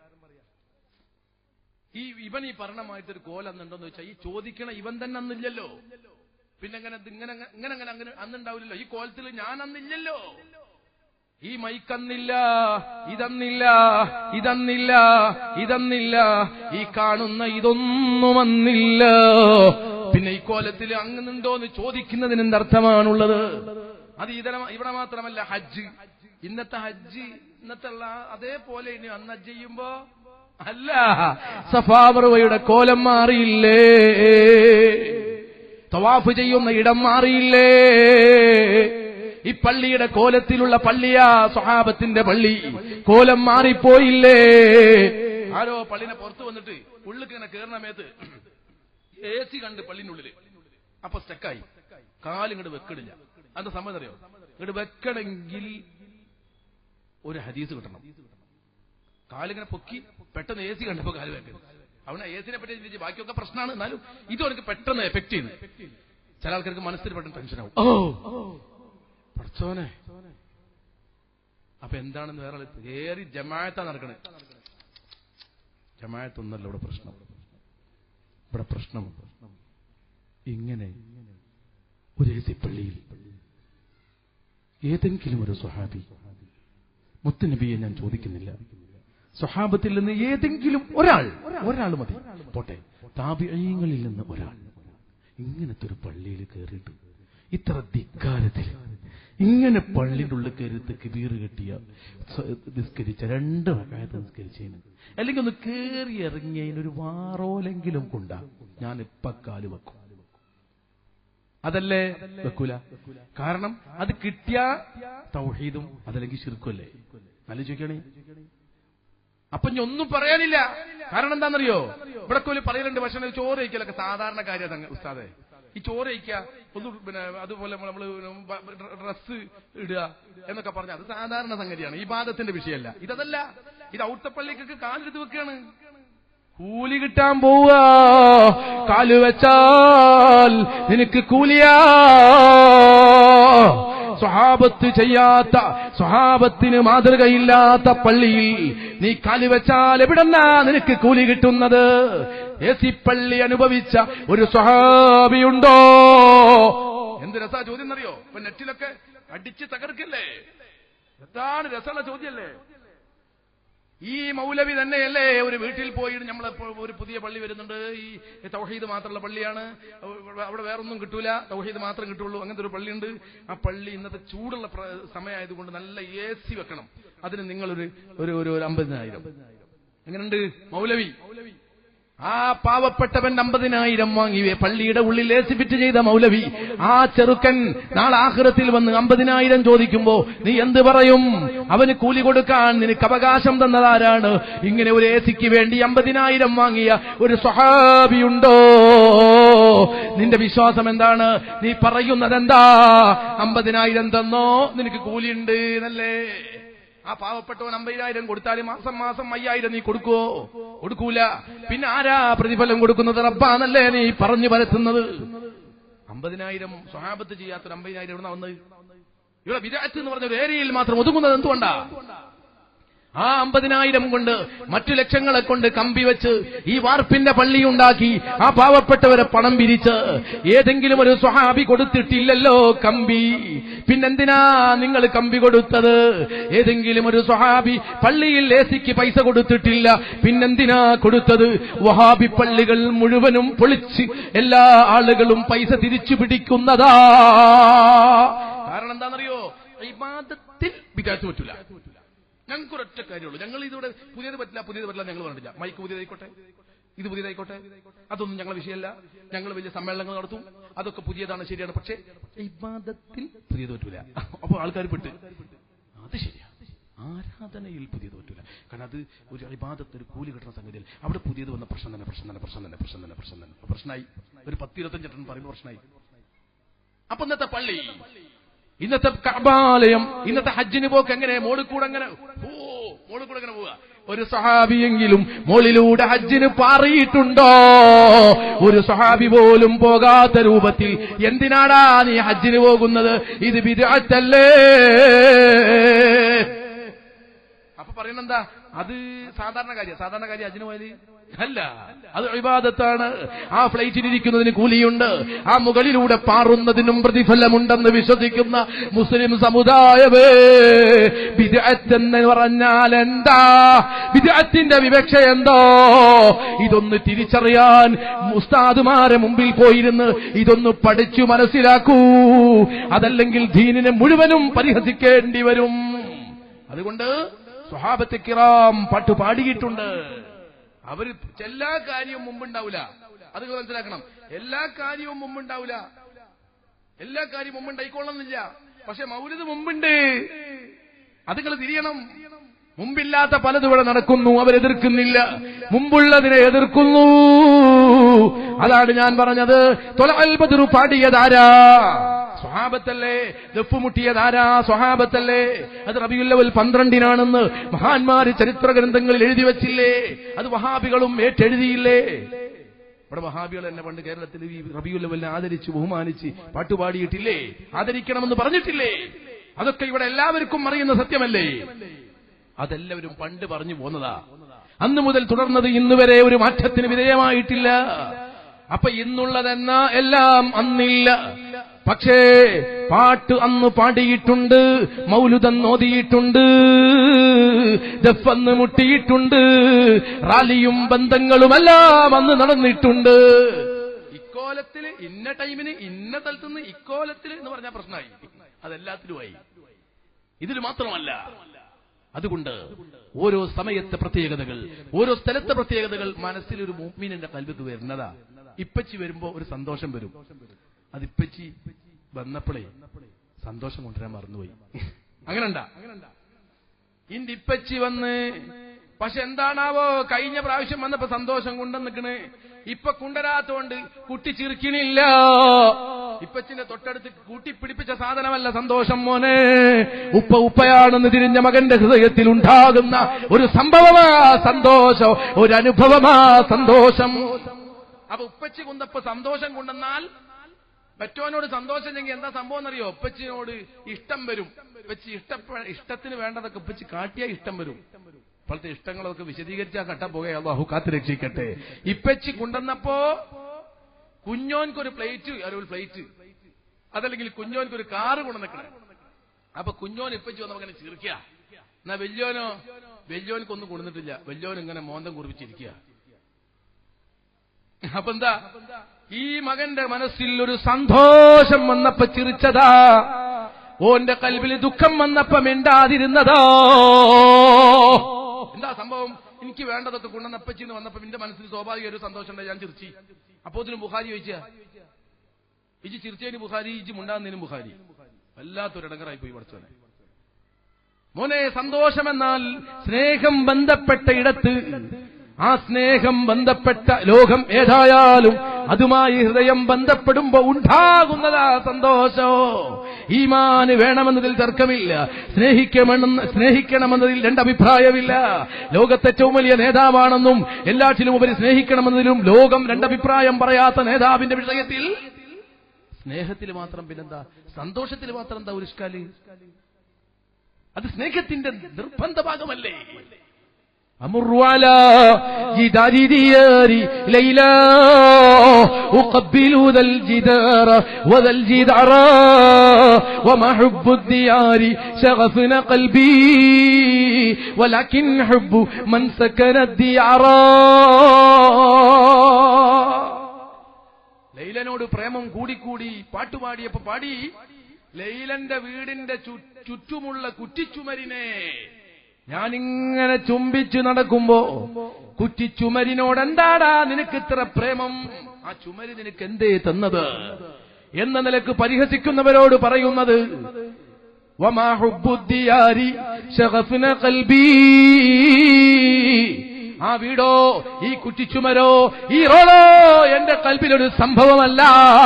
പക്ഷേ ഇതൊക്കെ എന്റെ കൽബിൽ സംഭവമായത് വലകിൻ ഹുബ്ബു മൻ സകന ദിഅറ. ലൈല താമസിക്കുന്ന വീട്, ആ വീടിനോട് എനിക്ക് ലൈല താമസിക്കുന്നു എന്ന നിലയ്ക്ക് ഇഷ്ടമുണ്ട്. ആ വീടിന്റെ പരിസരത്തെ കുറ്റിച്ചുമര് ലൈല താമസിക്കുന്ന വീടിന്റെ പരിസരത്തെ ചുമരാണെന്ന ഇഷ്ടമുണ്ട്. ആ വീട്ടിലേക്ക് പോകുന്ന റോഡ് ലൈലയുടെ വീട്ടിലേക്ക് പോകുന്ന റോഡാ എന്ന ബന്ധമുണ്ട്. ആ വീടിന്റെ പരിസരത്തോട് അവൾ താമസിക്കുന്ന വീടിന്റെ പരിസരമാ എന്ന ഇഷ്ടമുണ്ട്. കണ്ടോ, സ്നേഹം പരക്കുന്നത് ഒന്നിനോട് മാത്രമല്ല. ആ നേതാവിനെ സ്നേഹിക്കുന്നവൻ അവിടത്തെ ഷഅറു മുബാറക്കിനെ സ്നേഹിച്ചിരിക്കൂ, അവിടത്തോട് ബന്ധമുള്ള എല്ലാറ്റിനെയും ബഹുമാനിക്കും. അത് പ്രത്യേകം പറയേണ്ടതില്ല. അതാണ് അഹ്ലു ബൈത്തിനോടുള്ള ബന്ധം. അഹ്ലു ബൈത്തിനോട് ബന്ധപ്പെടുമ്പോ ഇന്ന ആളെ, ഇന്ന മകൻ, ഇന്ന സ്ഥലത്ത് ജനിച്ച ഇന്ന മകനോട് എന്താ എനിക്ക് ഇത്ര ഒരു ബന്ധം എത്താ മറ്റോടത്തും ഇതിനും നല്ല ഭംഗിയുള്ള വേറെ രണ്ട് മാതാപിതാക്കൾ ബന്ധപ്പെട്ടിട്ടുണ്ടായ ഒരു അവരുടെ ബന്ധത്തിലും അവരുടെ അത് നിക്കാഹ് ബന്ധം, ഇത് നിക്കാഹ് ബന്ധം രണ്ടും നല്ല തന്നെയല്ലേ, ഇസ്ലാമിക തന്നെയല്ലേ. പിന്നെന്താ അതിനോടൊരു ബന്ധത്തിനോട് ബന്ധമില്ലാത്ത? അതൊന്നും അല്ലാതെ ഈ വാപ്പ ഉമ്മ നിസ്കരിക്കുന്നുണ്ട് നോമ്പോൽക്കുന്നുണ്ട് എന്നുള്ളതല്ല. നിസ്കരിക്കണ നോമ്പോൽക്കണ പലരുണ്ട്. പിന്നെ എന്താ പറയാ, നമ്മൾ മുസ്ലിമായി എന്നുള്ളവർക്ക് ആണെങ്കിൽ എല്ലാവരും ഉണ്ട്. ഇതിങ്ങനെ പോയി മുത്ത് നബിയിലേക്ക് എത്തും. അപ്പൊ പിന്നെ അതിനോട് ബന്ധപ്പെട്ട ആ സ്നേഹം ഉള്ളത് കൊണ്ടുള്ള ആ സ്നേഹവും ബന്ധവും അതാണത്. അത് പറഞ്ഞിട്ട് കാര്യമില്ല, അതങ്ങനെയാണ്. ഇത് മറുപടി പറഞ്ഞത് ഈ ഭ്രാന്തനായി ലൈലയെ പ്രേമിച്ചവൻ പാടിയ പാട്ടാണിത്.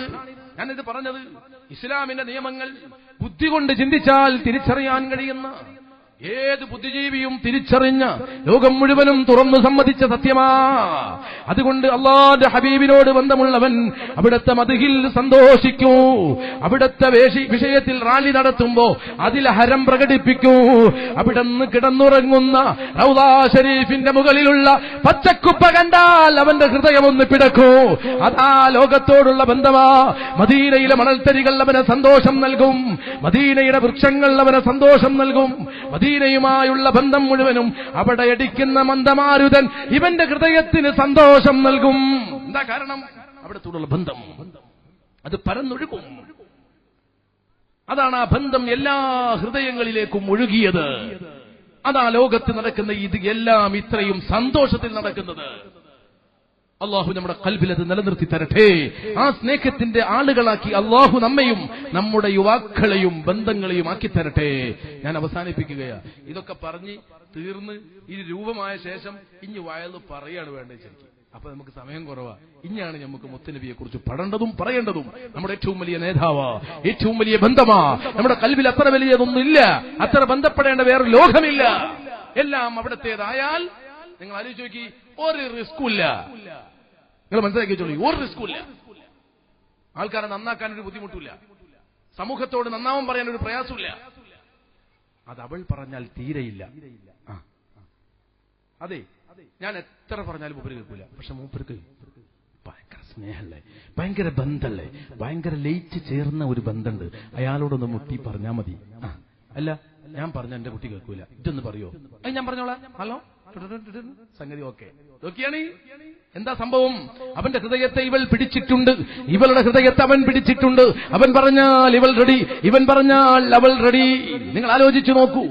ഇവളുടെ വാക്കിന് അവൻ റെഡിയാണ്, അവന്റെ വാക്കുകൾക്ക് ഇവൾ റെഡിയാണ്. അതേത് വാക്കിന് റെഡി? ഉമ്മയെ വിട്ടോ റെഡി, ഉപ്പയെ വലിച്ചെറിയൂ റെഡി, വീട് വിട്ട് ഓടൂ റെഡി, വണ്ടിയിൽ കയറൂ റെഡി, കാട്ടിലേക്ക് വരൂ റെഡി, എന്തിനും റെഡിയായി. നമ്മുടെ വലിയ കൊട്ടാരത്തിലെ പെൺകുട്ടികൾ ചെറുക്കന്മാരുടെ പിറകിലിരുന്ന് പോകുന്ന കഥ അറിയുന്ന നമുക്ക് എന്താ കാരണം അറിയാത്തത്? കാരണം എന്താ നോക്കാത്തത്? കാരണം അവൻ പറഞ്ഞത് മുഴുവൻ അവൾ കേൾക്കും. അത്ര ഇഷ്ടമാ അവളോട്. ആ പെണ്ണിനോട് മുത്തുനബിയെ ഒന്ന് സ്നേഹിക്കാൻ പറ. ആ ആണുങ്ങളോട് മുത്തുനബിയെ ഒന്ന് പരിചയപ്പെടുത്തി കൊടുക്ക്.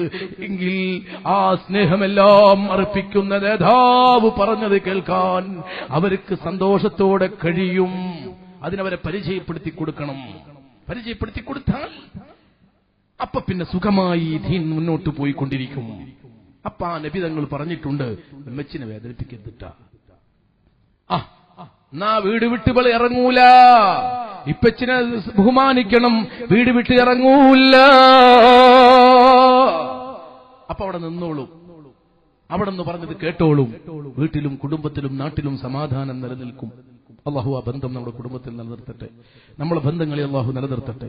നമ്മളെ ബന്ധങ്ങൾ സമാധാനത്തിലുള്ള ബന്ധമാകണമെങ്കിൽ, നമ്മുടെ സംഘടന സമാധാനമുള്ള സംഘടനയാകണമെങ്കിൽ, നമ്മുടെ ദർസ് സമാധാനമുള്ള ദർസാകണമെങ്കിൽ, നമ്മുടെ ബന്ധങ്ങളൊക്കെ സമാധാനത്തിലുള്ളതാകണമെങ്കിൽ ആ നേതാവിനെ പറയണം, ആ നേതാവിന് കീഴിൽ തലകുനിക്കണം. എല്ലാവരും അവിടുത്തെ മദഹിലും സ്വലാത്തിലും ലയിച്ചു ചേരണം. അവിടുന്ന് പറഞ്ഞു നിസ്കരിക്കാൻ, നമുക്ക് നിസ്കരിക്കാം. അവിടുന്ന് പറഞ്ഞു നോമ്പ് നോൽക്കാൻ, നമുക്ക് നോമ്പ് നോൽക്കാം. എല്ലാവരും റെഡി. ഇന്നത്തെ രാഷ്ട്രീയക്കാരുണ്ട്, ഭയങ്കര രാഷ്ട്രീയ ഭ്രാന്തന്മാരുണ്ട്. നേതാക്കന്മാര് പറഞ്ഞ അങ്ങോട്ടും ഇങ്ങോട്ടുമില്ല, പറഞ്ഞതാണെന്ന് പറഞ്ഞത്. ഞാൻ ഇപ്പോഴത്തെ ഒരു ചെറുപ്പക്കാരനോട് രാഷ്ട്രീയത്തിന്റെ, നിങ്ങളെ രാഷ്ട്രീയത്തിന്റെ പവർ എങ്ങനെ ചോദിച്ചപ്പോൾ പറയണത്, ഞങ്ങളെ നേതാക്കന്മാർ എന്ത് പറഞ്ഞാലും അത് ഞങ്ങൾ ചെയ്യും, അങ്ങോട്ടില്ല ഇങ്ങോട്ടില്ല. അവന്റെ പവർ ഇങ്ങനെ കണ്ടപ്പോ ഞാൻ അങ്ങനെ എന്ത് റബ്ബേ ഇത് പറയണത് നോക്കിങ്ങൾ. അത്ര സെറ്റപ്പ്. പിന്നൊരു കുഴപ്പമില്ല. ആ നേതാവിൽ അവൻ അത്ര വിശ്വസിച്ചത് അതൊന്ന് കൽബിൽ നിന്ന് എടുത്ത് പുറത്തേക്കെറിഞ്ഞ് മുത്തുനബിയിലേക്കാക്കണം. അപ്പൊ ലോകത്തിന് ഗുണം ചെയ്യുന്ന ആൾക്കാരോടൊക്കെ അതിൽ ഗുണമുണ്ടെന്ന നിലക്ക് സ്നേഹിക്കും. അതാണ് നമ്മളെ സുന്നത്ത് ജമാഅത്തിന്റെ ഉലമാക്കൾ പറയുന്നത്. അപ്പൊ ഗുണമുള്ളവർക്ക് നീ കുത്തിക്കോ, ദീനിന് ഗുണമുണ്ടോ, നമുക്ക് ഉപകാരം ചെയ്യുവോ, എന്നാ നിനക്ക് അതിന് കൂടെ നിന്നാൽ അതിനു വേണ്ടിയാണ് നീ നിൽക്കുന്നത്. ഒരു കുഴപ്പമില്ല. എല്ലാ ബന്ധങ്ങളും അങ്ങനെയാക്കണം. അങ്ങനെ മുത്തുനബിയിൽ ലയിപ്പിക്കണം. അങ്ങനെ ലയിച്ചാൽ ആ നേതാവ് പറഞ്ഞിട്ടുണ്ട്, മോളെ നമുക്ക് നിസ്കരിക്കാം. നമ്മുടെ നേതാവ് പറഞ്ഞിട്ടുണ്ട്, ഉമ്മ നമുക്ക് നോമ്പ് നോൽക്കാം. ആ നേതാവ് പറഞ്ഞതുകൊണ്ട് അണികളായ നമുക്ക് ഹജ്ജ് ചെയ്യാം. പരസ്പരം സ്നേഹിക്കാം, സമാധാനത്തോടെ മുന്നോട്ടു പോകാം. അവിടുന്ന് പറയാത്തത് അവിടുന്ന് പറഞ്ഞിട്ടില്ലല്ലോ, അതുകൊണ്ട് വേണ്ടെന്ന് വെക്കാ. പടച്ച റബ്ബേ, ഞങ്ങളെ ഖൽബിലതിന് നീ അവിടത്തോട് സ്നേഹമേറ്റിത്തരണേ അല്ലാ. എല്ലാം അതിനു വേണ്ടിയാവട്ടെ. അപ്പോൾ മതത്തിന്റെ ഉള്ളിൽ ആ കറക്റ്റ് ചിട്ടയിൽ പോകാൻ നമുക്ക് കഴിയും. അതിന് ഈ സ്നേഹം നിലനിൽക്കാൻ നടക്കേണ്ടത് മുഴുവൻ നടക്കണം. പാട്ട്, മദ്ഹുകൾ ആവർത്തിച്ച് നടന്നുകൊണ്ടേയിരിക്കണം. ഈ സദസ്സുകൾ, ഇത് പ്രവർത്തിച്ചവർ, ഇതിന്റെ സംഘാടകർ, ഇതിനുവേണ്ടി സഹായിച്ചവർ, ഇവിടെ ഒരുമിച്ച് കൂടിയ സ്ത്രീ പുരുഷന്മാർ എല്ലാവരിലും നീ ബറക്കത്ത് ചെയ്യണേ അല്ലാഹ്. ഇത്തരം സംരംഭങ്ങൾ നിലനിർത്താൻ നമ്മുടെ യുവാക്കൾ ഒരുങ്ങണം, തയ്യാറാവണം. ഇത് ഇനിയും ഉഷാറാക്കിക്കൊണ്ട് നമ്മൾ നിലനിർത്തണം. ഇത് കഴിഞ്ഞ് വീട്ടിൽ പോയാൽ ഈ ശബ്ദം കേൾക്കുന്ന ഏതെങ്കിലും ഒരു ആണ്, ഒരു പെണ്ണ്, നമ്മളെ വീട്ടിലൊരു മൗലിദ് നടത്തിയില്ല, നമ്മളെ വീട്ടിലൊരു പരിപാടി നമ്മൾ നടത്തിയില്ല, ഇങ്ങനെ ആരെങ്കിലും കൽബിൽ തോന്നുന്നുണ്ടോ? സ്വയം ചോദിക്കൂ. മറുപടി ഇല്ല എന്നാണെങ്കിൽ ഞാൻ നടത്തും എന്ന് തീരുമാനിക്കൂ.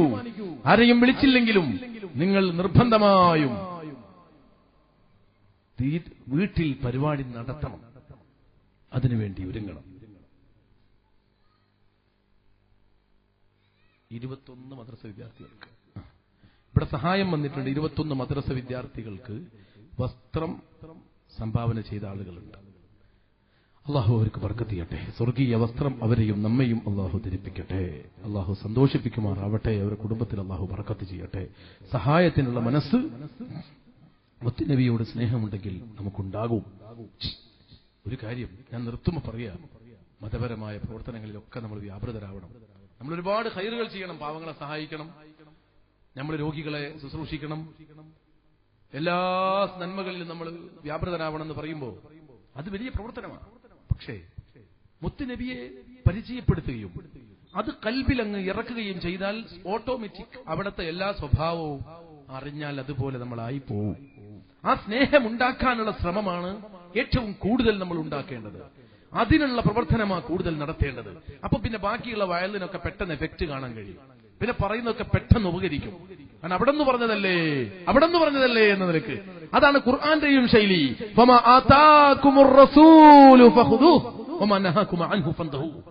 അവിടെ നിന്ന് കൊണ്ടുവന്നിക്കണമെങ്കിൽ എന്നെ എടുത്തോളി, അവിടെ നിന്ന് വേണ്ട പിന്നെ വേണ്ടെന്ന് വെച്ചാളി. വേണ്ട, അവിടെ നിന്ന് പറഞ്ഞതിന് തലകുണിച്ചങ്ങ് കീഴ്പ്പെട്ടാൽ നിങ്ങൾ എന്നെ എനിക്ക് വഴിപ്പെട്ടു. അപ്പൊ അവിടത്തെ വഴിപ്പെടുക എന്ന് പറഞ്ഞാൽ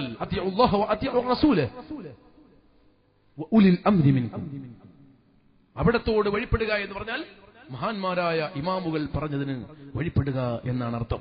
ഇമാമിയങ്ങൾക്ക് വഴിപ്പെട്ടാൽ അവിടത്തോട് വഴിപ്പെടലാണ്. അവിടത്തോടുള്ള ഇതാഅത്ത് അല്ലാഹുവിനോടുള്ള വഴിപ്പാടാണ് വിശുദ്ധ ഖുർആൻ. അതുകൊണ്ട് സുന്നത്ത് ജമാഅത്തിന്റെ പന്ഥാവിൽ ഉറച്ചു നിന്ന് മഹാന്മാര് കാട്ടിത്തന്നത്, അവര് പറഞ്ഞത്, അവര് പരിചയപ്പെടുത്തിയത്, ഭക്ഷണമൊരുക്കി, അത്തറുപൂശി, ഭംഗിയാക്കി, സന്തോഷത്തോടെ മുത്തുനബിയുടെ മൗലിദിൽ സന്തോഷിച്ച് മൗലിദ് ഓതി ആ വിഷയത്തിന് വേണ്ടി ഒരുത്തൻ തയ്യാറായാൽ മഹാന്മാരോടെ, അമ്പിയാക്കന്മാരുടെ, ഔലിയാക്കന്മാരുടെ കൂടെ നാളെ സ്വർഗത്തിൽ അവർ ഒരുമിച്ച് കൂടാൻ കഴിയും. ഈ മഹബ്ബത്ത്, അതാണ് ഏറ്റവും വലിയ തൗഹീദ്.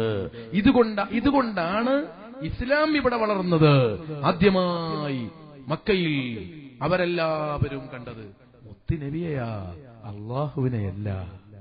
കാണാനും കഴിയില്ല. ആദ്യമായി കേട്ട ശബ്ദം അവിടത്തെ ശബ്ദമാ. ആദ്യമായി അവിടത്തെ നടത്തവും ഇരുത്തവും കടുത്തു സംസാരവും ശൈലിയും പ്രബോധനവും ഒക്കെ കണ്ട് അവിടത്തേക്ക് ആകർഷിച്ച് അടുത്തു ചെന്ന് അവിടത്തെ ചിന്തകളും സംസാരങ്ങളും അവിടുന്ന് പ്രവചിച്ചതും അവിടത്തെ അത്ഭുതങ്ങളുമാ ജഗന്തിയന്താവായ റബ്ബിലേക്ക് ഹൃദയത്തെ വലിച്ചത്. ആ ലോകത്തെ ഈ ലോകത്ത് പറഞ്ഞുകൊണ്ടേയിരിക്കണം, അത് നിൽക്കാൻ പാടില്ല. അള്ളാഹു നിലനിർത്തുന്നവരിലൊക്കെ ബർക്കത്ത് ചെയ്യട്ടെ. നമ്മുടെ കുടുംബത്തിലുള്ള വിഷമങ്ങളും നമ്മൾ ബന്ധപ്പെട്ട ഏത് മേഖലയിൽ എന്ത് വിഷമമുണ്ടെങ്കിലും അവിടുത്തെ ബർക്കത്ത് കൊണ്ട് അള്ളാഹു ഒക്കെ നീക്കിത്തരട്ടെ. നമ്മുടെ പ്രശ്നങ്ങളൊക്കെ അള്ളാഹു പരിഹരിക്കട്ടെ. ഇൻഷാ അള്ളാഹ് നമ്മുടെ അടുത്ത വെള്ളിയാഴ്ച, അടുത്ത വെള്ളിയാഴ്ച ഇൻഷാ അള്ളാഹ്, അടുത്ത വെള്ളിയാഴ്ച നാളെയാണല്ലോ. അത് കഴിഞ്ഞിട്ട് 16-ാം തീയതി നമ്മളെ ചമ്മാട് അമ്പുറത്തുനിന്ന് പുറപ്പെടുന്ന വലിയ റാലിയുണ്ട്. എല്ലാ റാലിയും മുത്തുനബിന്റെ റാലി നിലക്ക് നമുക്കൊരു ഹാരം ഉണ്ടാവും വേണം. അപ്പൊ റബീഉൽ അവ്വലിന് നമ്മളിവിടെ നടത്തണേ മമ്പുറത്തുനിന്ന് പുറപ്പെടുന്ന റാലി. ഇൻഷാ അള്ളാഹ് പല ഭാഗത്തുനിന്ന് ആളുകൾ ആ റാലിയിൽ ഞങ്ങൾ പങ്കെടുക്കും. ഞങ്ങളൊരു ടീം വന്നാൽ ഞങ്ങൾക്ക് ആ റാലിയിൽ ഒരു ഇടം തരികയാണെങ്കിൽ ഞങ്ങളെ ടീം ആ റാലിയിൽ ഇറങ്ങും. ഞങ്ങൾ ദഫും മറവനൊക്കെ ഞങ്ങൾ തന്നെ മുട്ടും, ഞങ്ങൾ തന്നെ പാടും. പറ്റുമോ എന്ന് ചോദിച്ചു ചാവക്കാട് വാർന്നൊരു ടീം എന്നോട് ചോദിച്ചപ്പോൾ ഞാൻ പറഞ്ഞത് തങ്ങളാ ചോദിച്ചേ, നിങ്ങൾ വന്നോളി, തെറ്റല്ലാത്തതാണെങ്കിൽ നിങ്ങൾക്കതിൽ പങ്കെടുക്കാം, നിങ്ങൾക്ക് ദഫുമുട്ടാം, കുഴപ്പമില്ല എന്ന് പറഞ്ഞ് ഞാൻ പല സ്ഥലത്തുനിന്നും എന്നോട് ചോദിച്ചിട്ടുണ്ട്. അപ്പൊ അവര് വന്ന് നമ്മുടെ റാലിയിൽ അവരുടെ ചേരുകയാണ്. അവരുടെ ടീം വന്ന് ഇറങ്ങി. അതായത് റാലി മമ്പുറം മഖാമിൽ നിന്ന് പുറപ്പെടുന്ന വളരെ വിപുലമായ ഒരു റാലി. അതിനിപ്പോ ഒന്ന് ഉഷാറാക്കണം എന്ന നിലക്ക് നമ്മൾ നേരത്തെ ഇപ്പൊ കല്യാണത്തിന്റെ കാര്യമൊക്കെ പറഞ്ഞപ്പോ നമ്മൾ പറഞ്ഞില്ലേ, നമ്മളെ കല്യാണം ഒന്ന് ഉഷാറാക്കണം എന്ന് പറഞ്ഞില്ലേ, അന്നപോലെ നമ്മളെ നേതാവിന്റെ മജ്‌ലിസും പരിപാടിയും റാലിയൊക്കെ ഒന്ന് ഉഷാറാക്കണമെന്ന് ഒരു ചിന്ത നമുക്ക് ഉണ്ടാവണം. എന്റെ കുട്ടി എത്ര ഉഷാറായാലും പിന്നെ നമ്മൾ ഒന്നും കൂടി ഉഷാറാൻ പറയും. നമ്മളെ കുട്ടിക്ക് 200 ഷോപ്പുണ്ട്, കോടിക്കണക്കിന് ഉറുപ്പിക വരുമാനമുണ്ട്. അപ്പൊ ഒരാൾ ദ്വാരക്കാണ്, എന്റെ കുട്ടിക്ക് ഇനി ഒരുപാട് കോടി പടച്ചോൻ കൊടുക്കട്ടെ. അപ്പ ആമീൻ പറയുമല്ലേ ഉമ്മ. അങ്ങനെയാണ് നോക്കിയാൽ നിങ്ങൾ എന്ത് കിട്ടിയാലും. ഇപ്പൊ ഏറ്റവും വലിയ കോടീശ്വരൻ ലോകത്താരാ? ഓനോട് പോയിട്ട് ഒരാൾ പറയാണ്, ഇനി ഒരുപാട് പടച്ചോൻ തരട്ടെ അറിഞ്ഞാൽ ഇടിഞ്ഞൊഴിഞ്ഞാണ്ട് പോകും. ആമീൻ പറഞ്ഞിട്ട് സന്തോഷം കൊണ്ട് ഓനക്ക് ഇഞ്ഞും കിട്ടണം. എന്തൊരു പൂതിയ. ഇപ്പൊ ഉള്ളവരൊക്കെ ഉണ്ടാക്കണില്ലേ? അതങ്ങനെ ദുനിയാവ്. നമുക്ക് ഇഷ്ടപ്പെട്ടത് എത്ര ഉണ്ടായാലും നമുക്ക് പിന്നെയും പൂതിയ. ഇത് നമുക്ക് ഇഷ്ടമില്ലാത്തതിനോണ്ട് കൂടുമ്പോ നമുക്കൊരു ബേജാറാണ്. ഇഷ്ടമില്ലാത്തതുകൊണ്ട് ഭക്ഷണം ഒന്ന് നന്നായി പോയൊരു ബേജാറ്, അരങ്ങൊന്ന് കൂടിയാൽ നമുക്കൊരു ബേജാറ്, റാലിയിൽ ആൾക്കാരൊന്ന് കൂടി എന്തിനപ്പം ഇങ്ങനൊക്കെ പാടെ ഒരു ബേജാറ്. അതേസമയത്ത് നമുക്ക് ഇഷ്ടപ്പെട്ടാലോ ഒരു ബേജാറില്ല.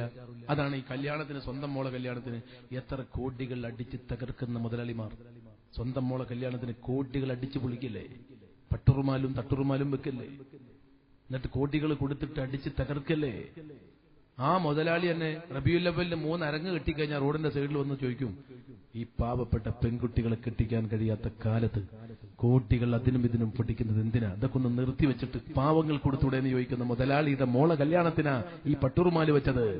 മുതലാളി അതൊന്ന് എടുത്ത് മാറ്റിക്കൂടെ? ആ ലൈറ്റ് ഒന്ന് കുറച്ചുകൂടെ? ആ ഡാൻസ് ഒന്ന് നിർത്തിവെച്ചുകൂടെ? ഇത്രയധികം ഭക്ഷണങ്ങൾ എന്തിനാ?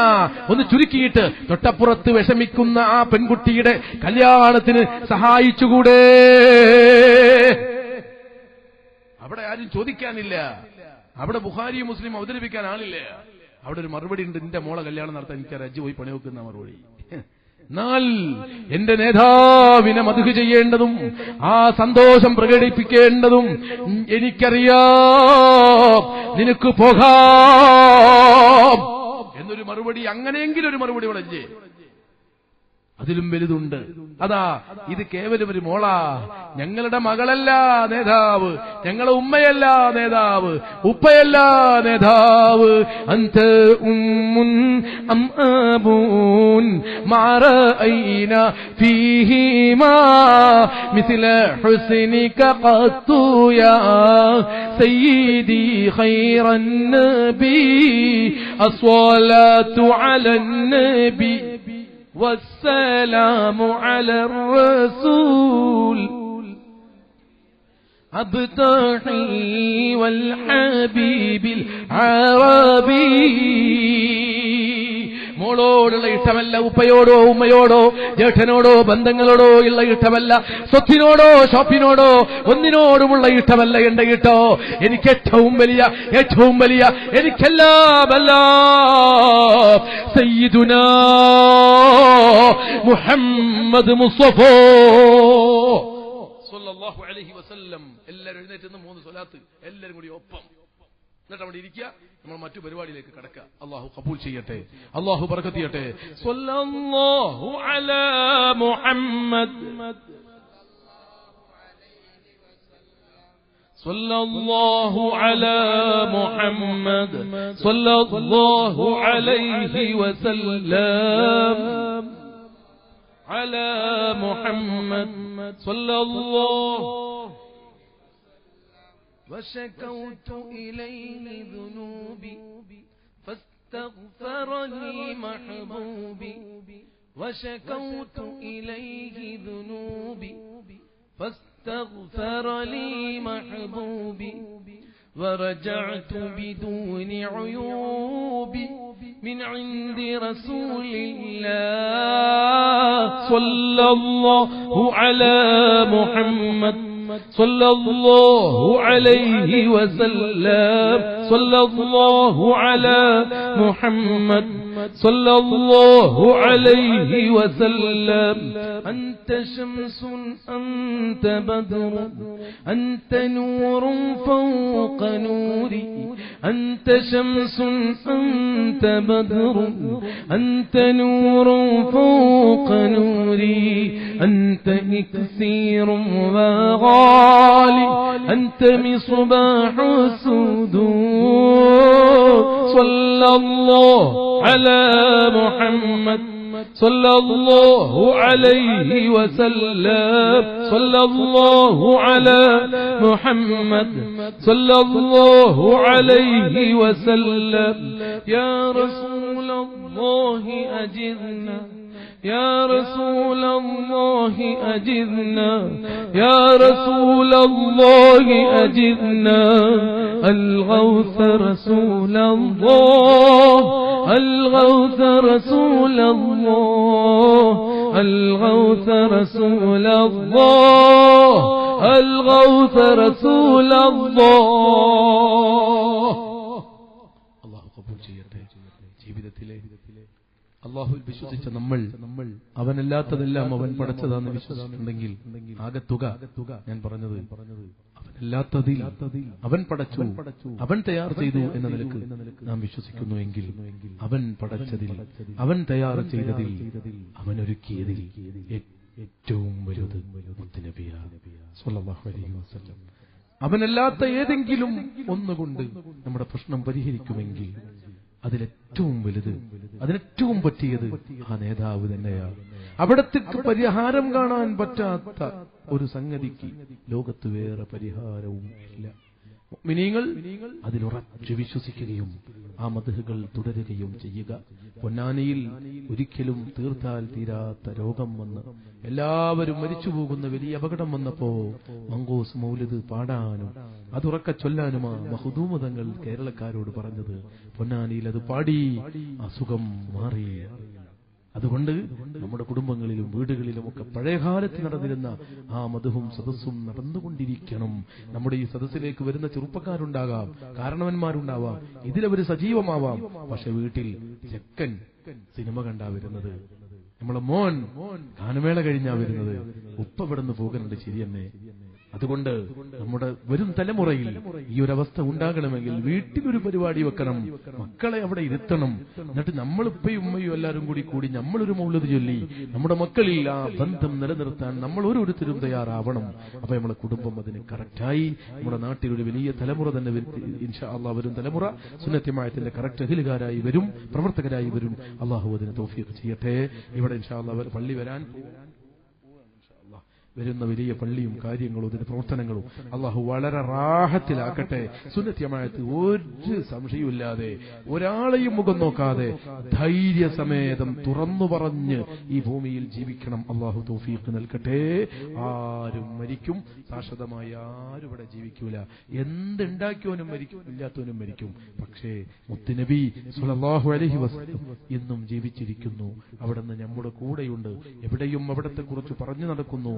അവിടുത്തെ സ്വഹാബത്തും എല്ലാ ഹൃദയങ്ങളിലുമുണ്ട്. മഹാന്മാർ ദഫ് മുട്ടി ഇവിടെ നടക്കാൻ പോകുന്ന പരിപാടി ബുർദയുടെ മജ്ലിസാണ് നടക്കാൻ പോകുന്നത്. എല്ലാവരും ഇരുന്ന്, പുറത്തുള്ളവരൊക്കെ ഒന്ന് ഉള്ളിലേക്ക് വന്ന് ചെയറുകളൊക്കെ ഒന്ന് മുന്നോട്ടിരുന്ന് എല്ലാവരും ഇരുന്ന് ആസ്വദിക്കണം. എല്ലാവരും ബന്ധപ്പെടണം. മറ്റൊന്നിലും നമ്മൾ ബന്ധപ്പെട്ടിട്ടുണ്ടെങ്കിൽ ഇതേപോലെ ആകരുത്. ഇത്ര ഹരം നമുക്ക് ഒരു കളി കണ്ടപ്പോഴില്ല, ഇത്ര ഹരം നമ്മൾ ഒരു ഗാനമേളക്കും വേണ്ടി പോയപ്പോഴില്ല. ഇതൊരു വല്ലാത്ത ഹരം. കാരണം നമ്മൾ ഏറ്റവും വലിയ സദസ്യത ഇതാണ് ലോകത്ത് ഒരുമിച്ച് കൂട്ടപ്പെടുന്നതിൽ നിന്ന് ഏറ്റവും വലുതെന്ന് ഖുർആൻ പറഞ്ഞിട്ടുണ്ട്. അതുകൊണ്ട് ഈ സദസ്സിൽ എല്ലാവരും സജീവമാകണം. റബീഉൽ അവ്വൽ 12 സ്വഹാബത്ത് ദഫ്മുട്ടി എന്ന് പറഞ്ഞൊരു കലയാണ്. അപ്പൊ പിന്നെ അത് കുട്ടികൾക്ക് സ്വഹാബത്ത് പഠിപ്പിച്ചു കൊടുത്തത് നമുക്ക് മനസ്സിലായി. ആ സ്വഹാബത്ത് പഠിപ്പിച്ച കുട്ടികൾ ദഫും പിടിച്ച് അതെല്ലാവരും കൂടി മുട്ടി. തൊലാൽ ബദറു എന്നുള്ളത് കവിതയാണ്. അതൊരാൾ ഉണ്ടാക്കിയതാന്ന് മനസ്സിലായി. അതൊരാൾ ഉണ്ടാക്കി.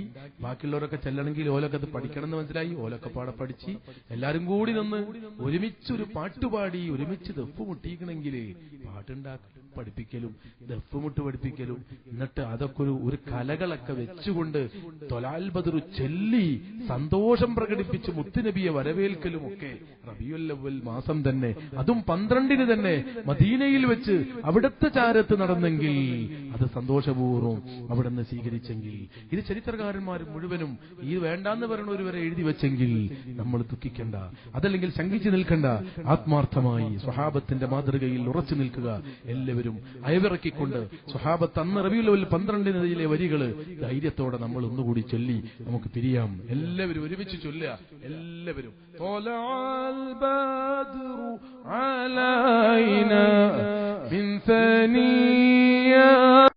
മുഴുവനും അറിയുന്ന പാട്ട്.